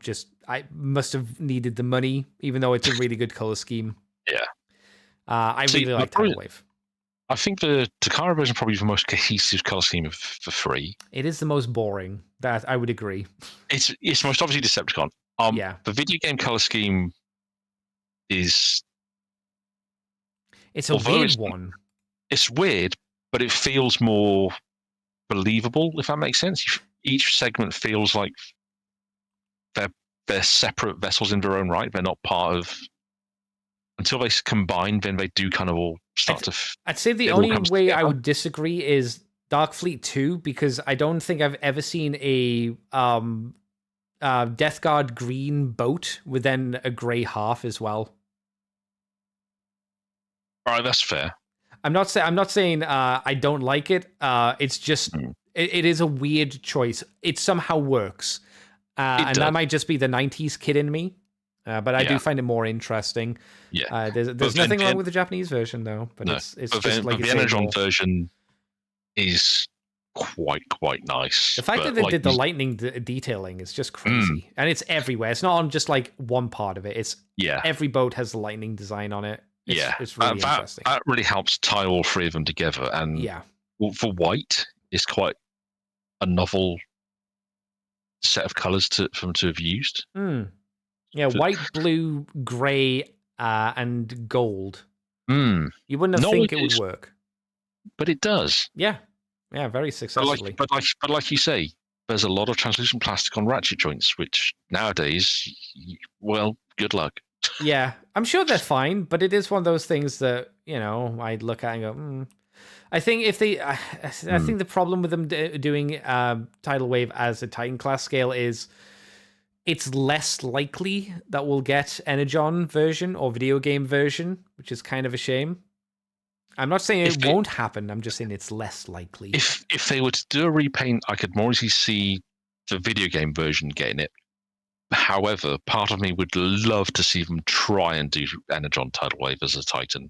Yeah, they wouldn't do it with translucent plastic, which would be a highlight. It would take away a little bit. I definitely agree it would take away something from it, but it would also be the safest version of the character. Yeah.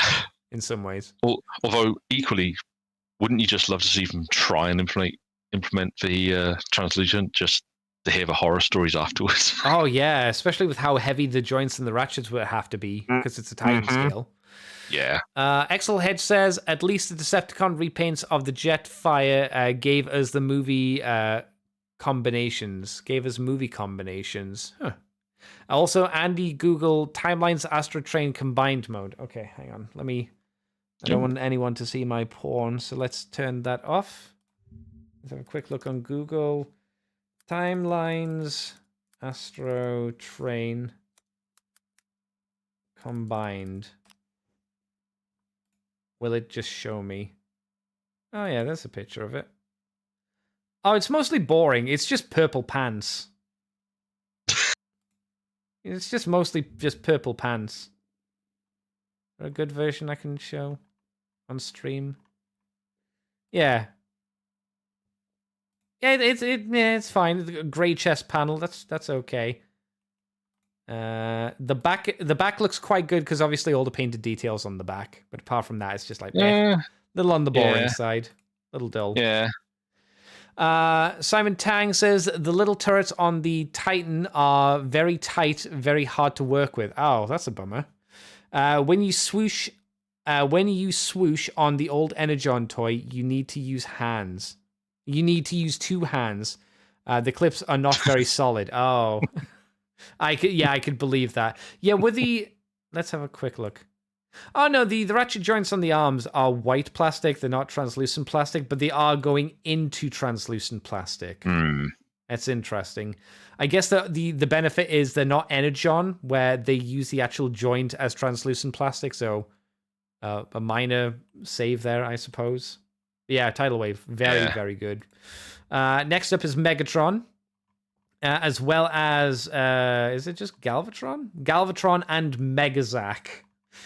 It feels like one of the brickiest Transformers of the line. Is that unfair to say? I think that's fair. No, that's fair. That's more than fair. He can move his shoulders and his elbows and then one wrist. And then his legs can splay outwards. And his head can twist. Gimmick-wise, if one didn't know, he has many. A base mode, sort of. I don't think it's really a base mode. I think it's just all of his gimmicks activated once. Yeah. We call it a base mode, though, but okie dokie. We've got lights and sounds, which is a little bit obnoxious because every time you twist the turret or activate you pull the turret back to shoot it, twist the turret, it all sets off a noise of some description. Yeah, that wasn't great. Now, pressure-launched missile. Oh, that's you pulled the turret back. I didn't like the pressure missile launcher, where you pull the turret back and then you release it and it shoots the missile out. I think just a spring-loaded one would have worked better.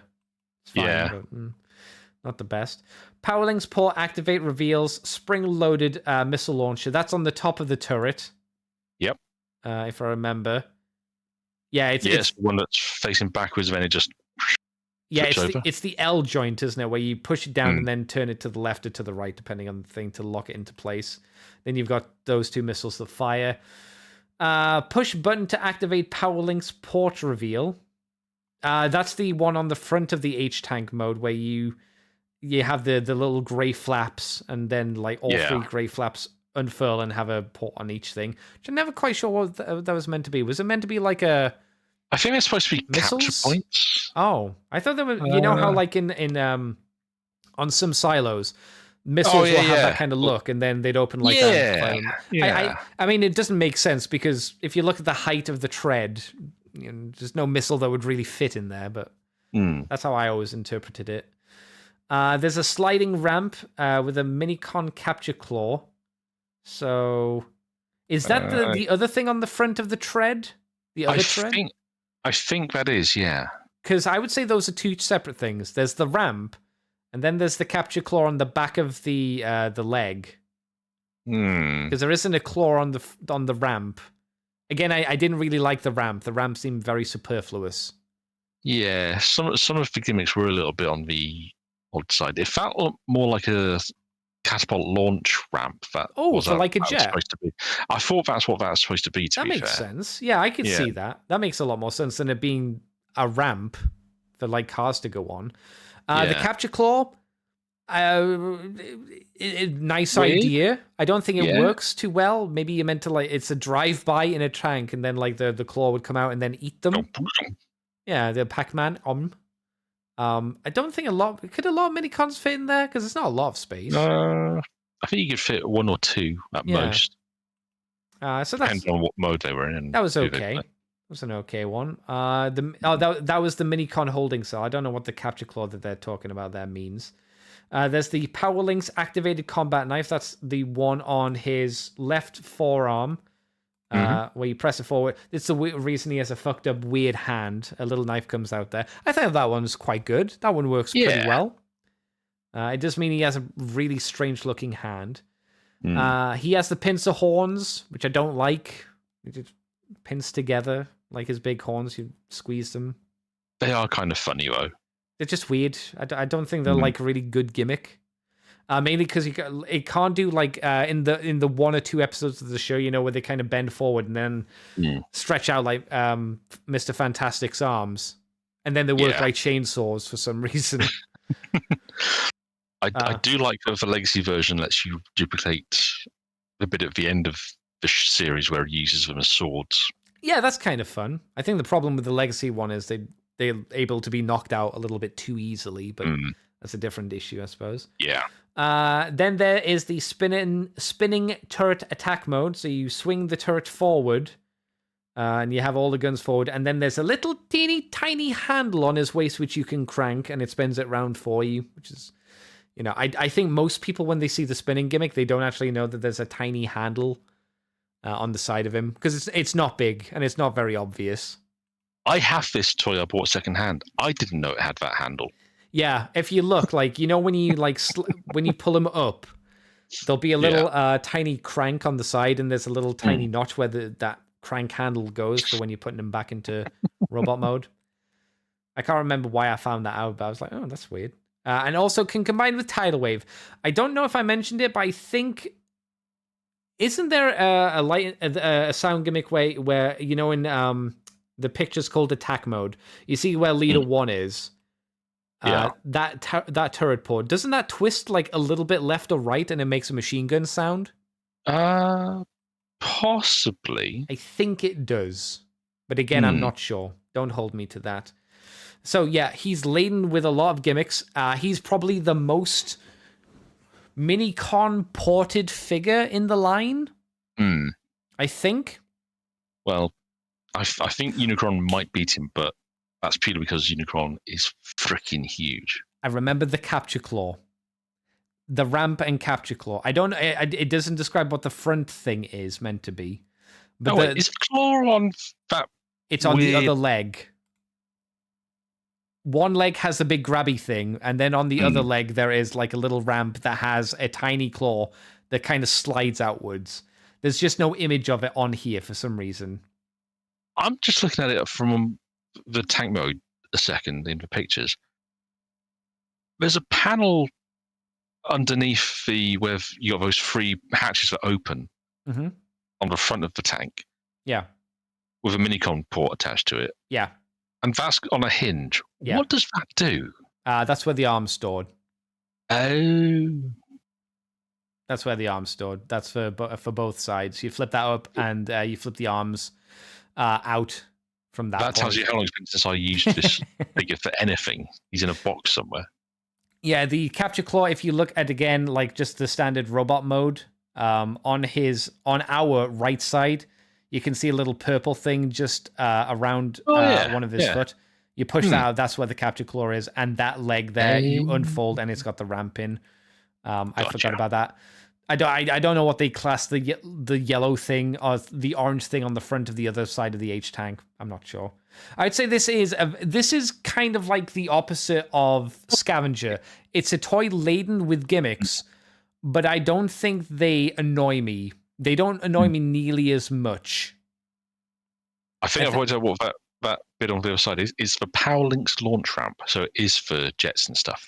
Oh, okay. Oh yeah, Power Links launch ramp. You're right. Thank you. What do you think of Megatron then, Big D? Do you like him? Like you said, he's a brick, but he's a fun brick to mess around with, isn't he? Yeah, I'd say so. I'm not a big fan of the combined mode with Tidal Wave, personally. I think it's a little bit cumbersome. I think the problem with it is, to me, it doesn't look cool. No. Because it's just so messy. Yeah. But I do like the attack mode, though it is very fucking stupid. It's stupid, but it's fun. Yeah, I like that. I think that works fairly well. Yeah. And in terms of repaints, he, as I mentioned, got 2. He got Galvatron, which is a very interesting color scheme, I think. Very un-Megatron-y or Galvatron-y, I would say. Like, yes. This does not look like any Galvatron. But it really doesn't. What do you think of Mega Zarak, then, which was a Universe figure? That's really interesting. I didn't know this existed, but it's one of those weird fucking Universe recolors. Yeah. You just look at it like, all right, yeah, sure. I mean, I like the colors though. That splash of turquoise as a spot color, that's nice. But it's got a nice glossy black with grey, red, and some very dark blues. It looks like which might just be the slightly different shade of plastic, to be honest. But I dig it. I mean, I mean, red and black always work well together, and like you said, the turquoise is a nice little hint of extra color in there as well. Yeah. The copper on the tracks, that's a nice touch. When you open what we would call the missile silo part, there's like the copper or gold reveal as well, which is quite nice. Yeah, that's quite nice.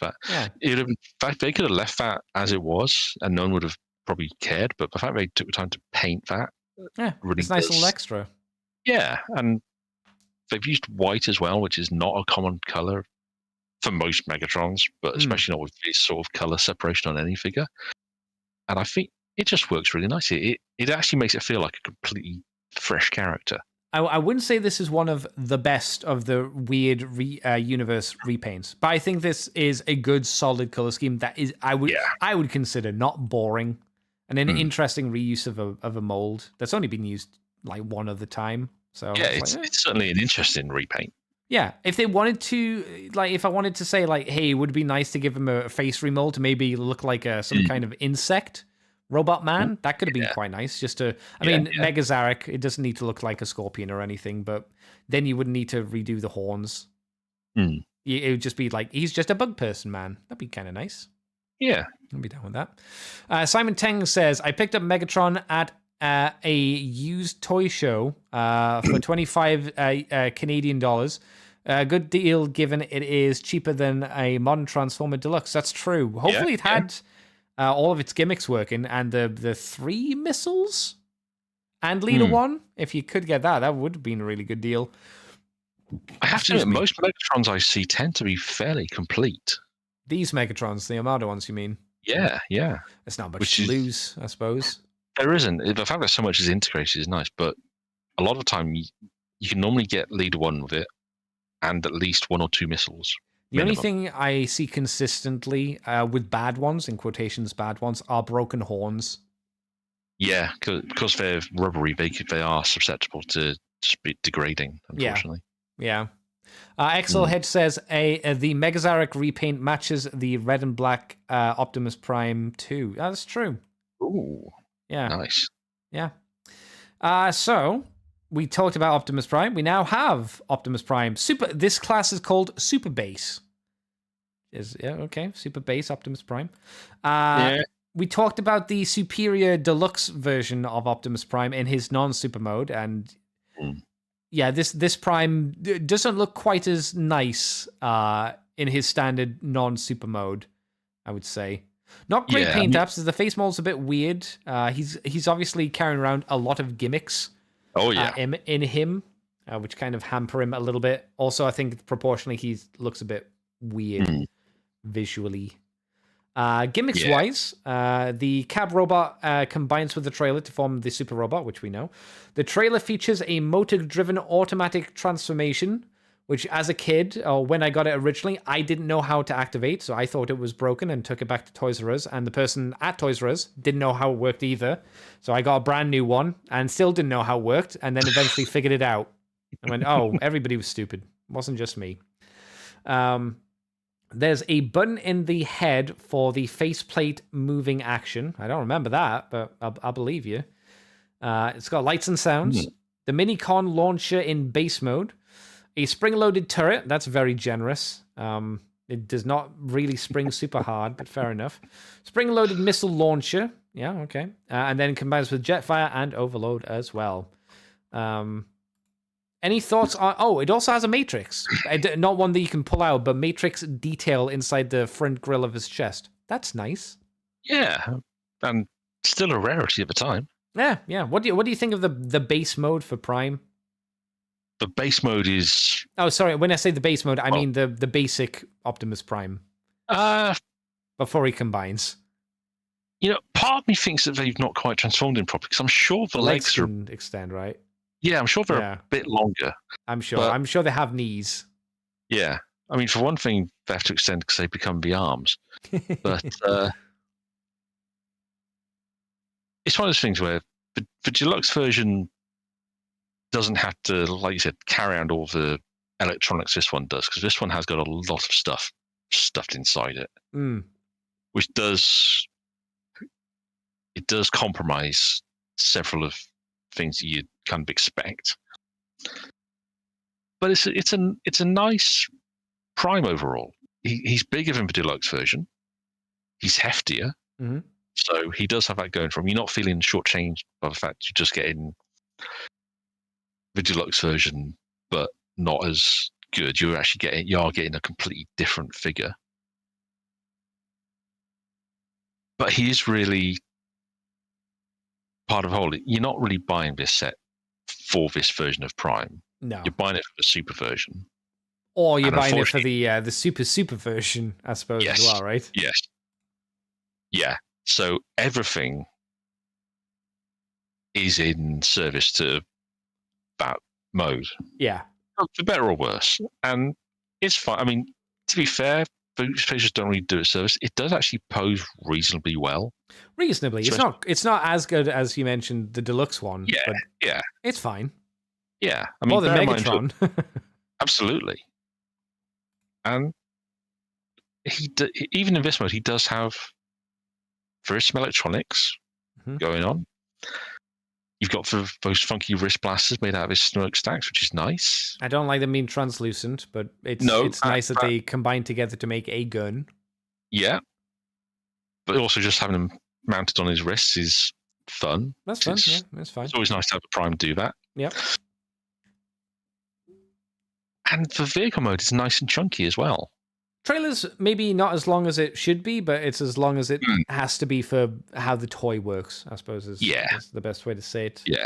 And I think it's not the prettiest trailer. No, but it was also an expensive toy at the time. Oh, yeah, yeah. I think for good reason, because you don't, I mean, now, motors, you don't really get them in action figures. Yeah, I mean, I think you got your money to have out of this at the end of the day. I mean, what about the base mode, though? The base mode's... It's not the worst base mode I've ever seen, but it's certainly not the best. Yeah. They try and give some interesting features, like the The gun turret that's kind of compressed down into one of the front parts of the legs. That's interesting. You've got the spring-loaded turret, which is the red bit at the top, which just kind of flops forward. His main blaster kind of randomly pegs onto one of the stand-up platforms, which is again a bit strange. I do like the fact that on the side of the trailer there are two giant boxes where you can just kind of plop in some minicons into them. Yeah, that's quite fun. For a trailer, it's ironically the only storage it can do, which is kind of funny in itself. I was going to say, again, it's compromised for the fact that it has to form his trousers. Yes, and specifically, it has to form his trousers with a motor. So it has to work around that idea. So everything's kind of hampered after that. Because I think, again, the trailer does not make very good legs. Mainly because, like, from a front-facing photo, if no one's had this and you're just looking at photos, you're like, this doesn't look too bad. But if you turn it slightly to the side, the legs are just flat. They're very thin. Yes. It's bizarre. They don't move. Obviously, they're pegged into the other sides of the trailer. Yeah, that's the real shame of it. For super mode, I think it actually does look really nice, as you see in that picture there. It's actually got some decent proportions going on, but because the legs are hooked to that motorized transformation gimmick, they just do nothing. Yeah. He just stands there. And the thing is, the torso does have a lot of stuff going on because there's decent articulation in the arms. Yep.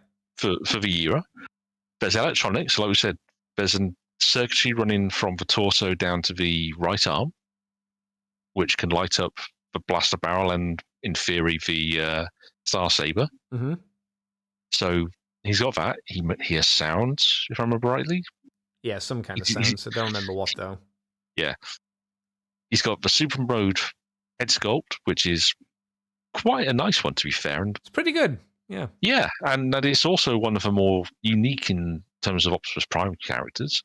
I think it looks better than RID's Super Mode's head. I'd agree on that one. It looks more Optimus Prime-y than that one did, I feel. Yeah. And it's just a nice... He's got some nice colours, I think, as well. It's just a shame that those legs do lay down, which it was for gimmick. Yeah, they wanted to use motorized things. What can you do? And fair play to them. But, I mean, it's a very toyetic figure. Yeah. So, I mean, thankfully we got the legacy version, which kind of meant that we actually got normal legs for this mode. So it's clearly the better version for obvious reasons. Yeah. For that reason alone, and then it can combine with trousers and giant guns and form a real fucking mess. Which it is. It's a bit of a mess with everything on him. I think an awesome looking mess. Yeah, a strange one. I say there are better Brave Combine modes out there than this. Quite a lot of Brave things are better than this visually, but it was interesting to see. Absolutely. Here's a question, because you like this. Which do you think is better visually? Do you think this is better, or do you think Omega Prime is better? Because I think Omega Prime looks better. I'm not talking about how it works functionally as a toy, because I've never owned that, and I don't think you have, but you have seen pictures of it. Yeah. I think I might prefer this version, but with a caveat, specifically the Power Links version of Optimus Prime is the center. So why Power is Links that? Jetfire. I think because those two, the colors, they're more unified alongside the Ultra Magnus version of Overload. So they come to, for me at least, they come together better. Okay. Omega Prime, honestly, I didn't really have that. I've not really got much attachment to. I think he looks awesome. Hang on, haven't you got that the order down for the HasLab one? No, I couldn't afford it. Oh, I thought you'd done it. No, I'm probably going to buy the bullet and pick up one from one of the stores. Oh no! Oh no! Oh, £500, please. It happens. We'll see how things go. I might just have to chalk it down as a loss, but I don't have as much of an attachment to that version of those two characters, so I'm not as worried about it. That's to be fair. But I like.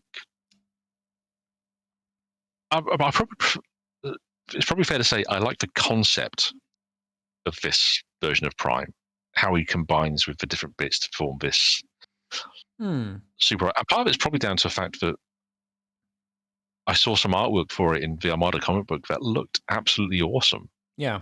You could never pose them like that for toys because they can't pose.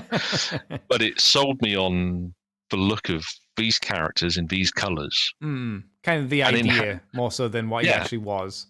Yeah, but in hand, these actually do feel really well. It looks nice on the shelf. It's not one you can do anything with, but until a replacement comes along, and part of me suspects they will probably do a repaint of Legacy Armada Prime as Power Links Optimus at some point. Surely. Because, if they've done Galvatron, they kind of have to now. Yeah. But it'll be a little bit harder, obviously, because he's Commander class. But I think, like, you could do it as an exclusive, a Hasbro Pulse exclusive. You could do it. Well, aren't they doing a Unicron Trilogy Walmart line next year or some sort? I'm sure I read that. That's why we're getting Red Alert as part of that line. I think you're right. I mean, I report the news, but most of it kind of dribbles out my ear by the time I've recorded a show. But I think you're right. Yeah, I have no doubt they'll repaint Armada Prime for that, and it'll be on Hasbro Pulse at some point. You just go, I'll just approve all those. Yeah. So. Message from Axel Hedge. The reason the deluxe was nicknamed Bendy Prime, Bendy Prime, was just a brick. Oh, because this one was just a brick. That makes sense. Yeah. 100% Omega Prime. The fully combined Optimus Prime is a step down. I would personally, I would agree with that. I think visually it comes together a bit more interesting shapes and whatnot than this. And yes, I ordered the HasLab Omega Prime. There you go. So in terms of other color schemes for this Prime, there's a couple. There's obviously the Japanese version, the Power Links version, which we've looked at, which is pretty interesting. I think it looks better on its own because I like that he has red trousers. When you give him Jetfire, his trousers kind of just change to blue. So that's fair. The legs having that red and yellow, they do stand out. They are. I think they complement the torso, which also has a bit of red. I don't know where the fucking yellow comes from, though. That's weird, but that's fine. Whatever. It's called flair. I don't have that. It's weird to me. There's also the Kmart Gold version, which is what if Optimus Prime was made out of gold plastic?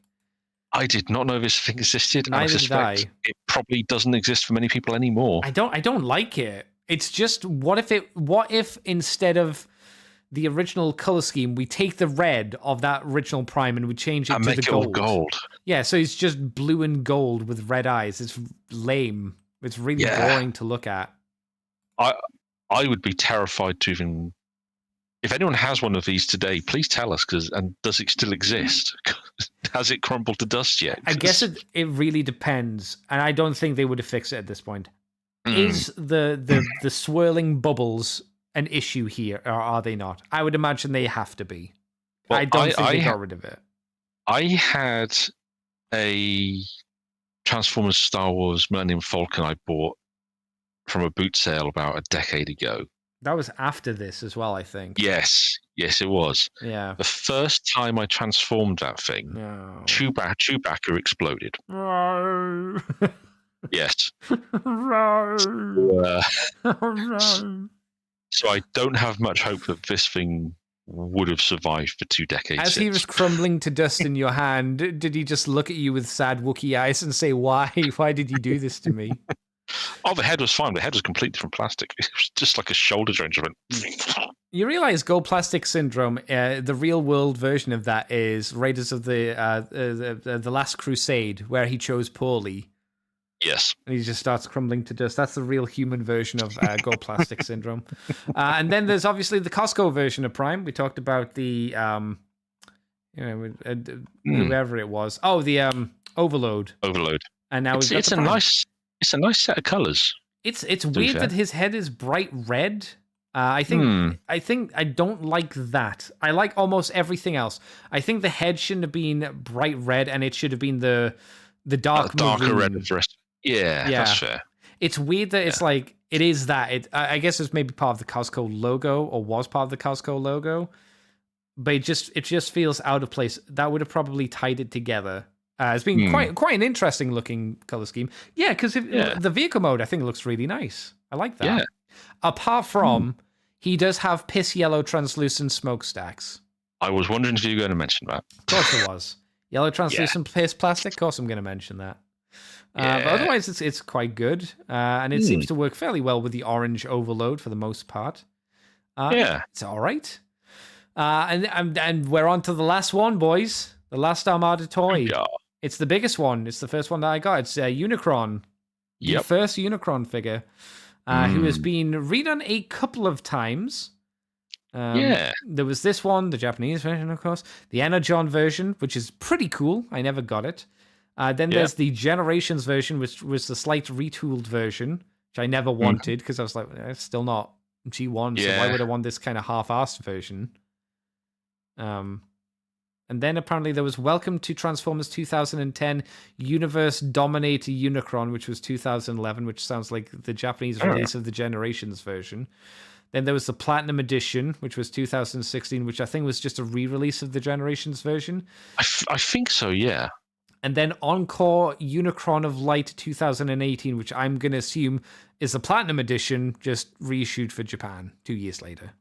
But that sounds about right. That's just a guess, obviously. Yeah. So, Unicron, he had a few features. Robot to planet conversion. Powerlings activates planet's jaw. Chomp. Yeah, the jaws of the mouth could open. Yeah, but you didn't need the Powerlings to do that. You could just do that with the horns. Yeah, you didn't. I'm trying to because there was a slot just above on the planet, just above the jaws, where you could slot in his moon. Yeah, it was on translucent plastic. It didn't connect to anything because those were part of his wings. So I think that's been misrepresented here. Yeah, but you do get to move the jaws where you move the little pincers and the little mouth moves. That's cute. It was cute. Lights. You pushed the right hand in and it glowed red. Yep. I don't know why it did though. Did his chest have a light in it as well for his cannon? Or not? I'm not sure now. Oh, his eyes had one. You pushed a button on the top of his head and his eyes lit up. Yeah. I don't think his cannon did. Cannon reveal in chest. Was that motorized, the cannon? Because I think like you pressed something and the cannon pushed itself out of the chest, splitting the chest open, right? I don't think it was motorized. I don't think you did it manually, though, did you? Did you need a minicon to activate that? You must have. You did something. Yeah. It wasn't that you just opened the chest and you pulled the cannon out. It did, like, come out. Yeah. I remember it did need some stuff to do, and then you had the missiles on the legs, which were fun. Yeah, spring-loaded missiles. Yeah, like you say, it's just 6 missiles. You plug the minicon in and pull it back and it fires some missiles. That's fine. I think it's actually missing some stuff. It is, because it does more than this. Because he has crevices. He has like storage in his shins. You can pull 2 panels down in his shins and you can store minicons there. Technically, you can open up his forearm ports where his hands go and you can put minicons in there. It's not really for minicons. But the ring can hold about 20 minicons on either side. Yeah, it can hold a fuck ton. Yeah. You can open up his abdomen area and you can throw in a minicon in there as well. He has ports in the middle of, like, on the top, in the middle of his shoulders. You can't see because there's no top-down view, but there's like a thing you can shove in there. I think that's all of his... Oh, I guess technically a gimmick for the time was he had posable fingers, because nothing else... I think it was my first toy that had posable fingers like this before. And then... pretty decent, probably the best articulation of any of the Armada toys, to be honest. Oh yeah, his articulation it's really good. Was actually some of the best for a long time. Yeah, Like, he didn't really have ankle tilts, but his front toe did twist. Yeah. So it's more of the illusion of an ankle tilt, but it didn't actually support it. But the legs, forward and backwards, hip skirts, there's just a lot of translucent plastic on it now. I'm realizing and a little bit concerned about. He also has the best minicon dead something. Dead end? Yeah, dead end, yeah. A little moon. He's really fun. He's my favorite. Made me think of War Planets. Yes. You remember that line? That's fun. Yeah. The missile gimmick. I'm old. Missile gimmick was fine. I think the only thing I didn't love about Unicron is the translucent halves of the moon. They just kind of flop behind him and don't really do anything. You just kind of scrumble them up behind his bottom. Yeah, kind of hope for the best. Yeah, I think the fact that he didn't really form a proper sphere either was a bit frustrating. First time I got him, it was like, oh, that's interesting. But personally, okay. I didn't mind that because I was just so impressed that there was a transformer this big, because I think this was a... at the time, he wasn't the biggest, because that was still... That's Fort Max. Fort Max. I never had Fort Max, so for me, this was the biggest transformer I'd ever had. He was the biggest, or he was the biggest that you could buy for the longest time, and he was also probably the most widely distributed transformer of his size. That would make sense. Yeah. I mean, I ended up getting him for 20 quid from Asda. Holy shit! I think I paid more than that, probably. Yeah, because when he came out, he was like 40. Yeah, that was a lot back then as well. Yep. That's Voyager prices practically. Yeah, but you got what you paid for because he's loaded. Yeah, he's got a lot of stuff. This was kind of like a benchmark figure for a lot of folks because one, it's Unicron, who some of us have been waiting nearly 20 years for at that point. I think the assumption was it was just never going to happen, right? Yeah, and not unreasonably so. Yeah, and this, I mean, I'll be honest, I've not gotten any of the subsequent re-releases because like I say, I have this in the loft. I didn't go into the HasLab version. Oh, good man. I've not bought any of the third-party versions, and you know what? That's because this is perfectly fine as a version of Unicron. I don't think it works for G1. I'll say that. It doesn't work for G1. You have to really fucking squint to be like, yeah, I guess it's kind of G1. It's good enough, though, is what I would say. That's how I'd phrase it. It's good enough. Yeah. And you're not going to mistake it for any other character. No, exactly. Let's be honest. It's a giant planet that transforms into a big orange transformer with devil horns. And devil wings, too. Yeah. Who could it be? Who could it be? I love it. It's great. Excel Hedge says the chest cannon did have some non-battery motorization. There you go. Plug in the mini-con on his back to release the cannon that pushes the chest plate forward to launch the missile. There you go. Okay, so it was motorized, but just not battery-powered motorized. Yeah. That's interesting. And Simon Tang says, I got him for $20 Canadian, so that's even less than you did, technically, Big D. Technically. I still remember it going on clearance on Walmart. Do you want to know what my biggest steal at a car boot sale was? Was it off a child? Was it once you broke their legs and you took their toys? No. You laughed at them? It was off a very reasonable woman. Mm-hmm. And they had a Unicron just sat on a chair or stood on a chair. no accessories. It was literally just the core figure. And I just asked, how much do you want for that? And they said £1. I was like, there you go. Yeah, all right, yeah, fuck it. Why not, right? Yeah. And as I was giving them for money and about to walk off, they said, oh, by the way, here's a bag. And it had all the bits in. Oh, that's pretty good. So Does he doesn't have anything, apart from this bag which has everything. Okay. Yeah, I mean, I was quite happy to pay £1 just for the core figure, and it's like, oh, thank you. Yeah, why not, right? Yeah, I think I flipped him for about 40 quid on eBay because I'm a bad person. No, I mean, you did a deal. I mean, this is what car boot sales are for, technically. What did you think of the Energon version? Because I think it was an interesting repaint. I didn't give a shit about him in the show, because who really fucking did? I think doing him black and then translucent orange and then doing the extra kind of greebly green tech detail on him was pretty nice. Yeah, I like what they were trying to do with that to get across the idea that he was dead. Unicron is dead and Yeah. damaged and repairing himself slowly. Mm. That's kind of cool. I like that. That's nifty. And it's a nice color scheme as well. Yeah, Especially on it that size. Did you have any thoughts on the Generations version? Because for me, as I said, it just felt like they were trying to make a G1. It kind of works for G1, but also no. The new head sculpt I like. The fact that they've replaced the translucent. There's no. Because I don't think he's got any translucent on, does he? No, unless it's painted. And they got rid of the electronics as well. Yeah. So that's fair shout. And I think if you didn't have a previous version of him, isn't it fine for that? Yeah, and it was reasonably easy to get hold of. Yeah, it was around for ages, for a while at least. Yeah. And it does the job perfectly well. I mean, it's got a nice head sculpt. And although it's not the G1, completely G1 Unicron, it's good enough. Well, yeah, thankfully it was plastered under Generations, so they could at least get away with, well, it's not completely accurate. I'll be honest, I don't really like the head sculpt too much. I think it's a little bit too rounded. For any version of Unicron, Armada was a bit more angular. Well, I suppose you could argue one shot of Unicron, he was quite rounded and looked a bit, you know what animations are like, especially in the movie. Yeah. A bit weird. Yeah. Exel Head says Generation still had a translucent hand for gimmick. Oh, okay. Does it look like it?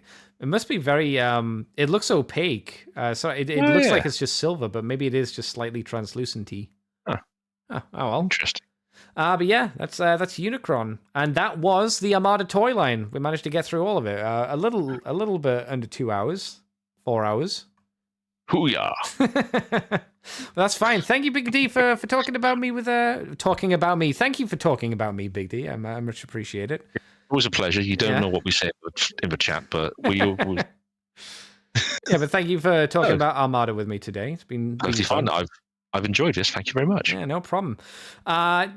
Obviously, the reason we talked about Armada today was, I mean, there's not much news. I'm going to have to probably cover the news next week, though I doubt there'll still be much news to talk about next week. But we'll see how that goes. We'll talk about what I've been up to next week as well. Big D, where can people find you on the internet if you want them to be found? If you want you to be found, I should say. Well, I am on the socials as David. Looks of a weird Ross spelling, and this delightful avatar is drawn by the lovely Mr. Nickel over on the Fluff and Hammer. The princely son of Mr. Nickel. Gruff. Yeah, exactly. Mr. Nickel. Well, he said he was trying to pivot away from the Gruff identity. I was trying to work with his brand. No. I'll be so fucking mad if he pivots away. He can't ever not be Gruff. Fuck that. Fair enough. It's like calling your dog like Barry, and then like he's like 10 years on and he's like, I want to be called James the dog. It's like, no, I've called you Barry for 10 years. You can't be James now. What the fuck? Fucking Barry. Nobody's shit. Anyway, where else can people find you? I'm on Twitter and Facebook and all the other socials as David Kelly. Please have a look.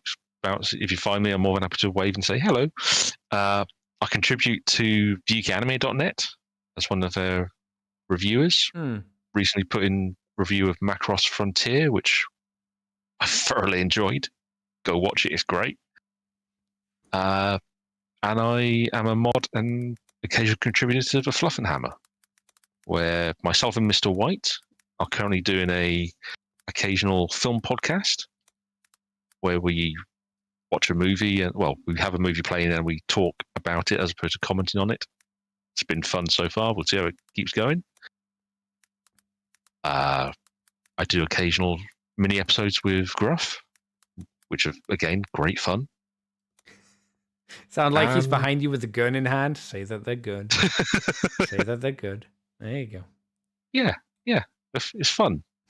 I'm not being held hostage at all. Good man. Send out. Please save me. But no, it's all good. Right. That's it. Yeah. Right. Well, you can find me on Moonbase 2 podcast, obviously, here. I'm on YouTube as Decayed Andy, the Rotten Flesh Human Being, rather than 10-year period. Kate, Andy, Twitter, Twitch, and YouTube. Moonbase 2 podcast. We're on YouTube as Moonbase 2 Transformers podcast. If you want to join us at 8 o'clock in the evening on a Sunday, on Twitter or on Twitch, you can join in the chat like the lovely people we've had today. Thank you very much, everybody, for joining us. You can also find us on the Moonbase 2 forums. We are on Twitter, Twitch, YouTube, Facebook, Libsyn. You can also get us on weebly.com /Moonbase2 or something like that. Moonbase2 Weebly, you'll find us that way. Just put in Moonbase2 into Google. You'll probably find us. Transformers Podcast. Fun times. Like I say, we'll be here next week. We'll see you then. Until then, have a very good day, good evening, and or good night. I'm Dead on the Inside, Dead on the Outside, and Big D. Thank you for joining us, and we'll see you next week, everybody. Bye-bye. Bye-bye.